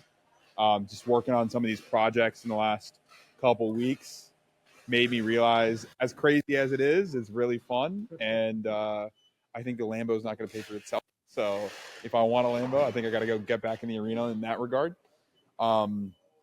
Personally, get healthy again. I mean, I was lifting pretty aggressively earlier this year, and then I started traveling. So I want to get to a point where I'm consistently lifting in spite of all the chaos that happens in my life. And then plan a wedding. So gotta do all that stuff. So yes. We don't have a firm date yet. We know it's gonna be January 2027 in Puerto Rico. We're about to go in a couple of weeks to go look at the final 4 places that we kind of got scoped out. So that's what I got going on. Lose weight, look great. Yeah, exactly. So if you're just now tuning in, I'm sorry, we're about to wrap up. But if you've been watching with us for any amount of time, if you're watching this afterwards, thank you for joining in on this tour of a 3PL on Black Friday. I hope you got to see a little bit of what goes into getting orders to customers. Kyle, thank you so much for allowing us to come here and set up a bunch of cameras and be in your space on the busiest day of the year. It's the busiest day of the year, but it's the funnest day of the year. You know, getting orders out, making sure that we're not falling behind, and we're fulfilling for our clients. I hope that us being here, that we were able to kind of tell your story, to tell your team's story, and show people a side of this industry that very few people see. That was the mission. If one person has learned that, I think we've done a good job. I hope more than one person has learned that, though. And if you're looking for 3PL, Encore Fulfillment, EncoreFulfills.com, based in Oklahoma City. They can get to any coast within 3 days. Thank you again for having us. Yeah, So thanks for being a part of this too. Glad to have Refund as a team, as a partner here. Thank you all for watching, and we'll see you in China. Let's go 2026.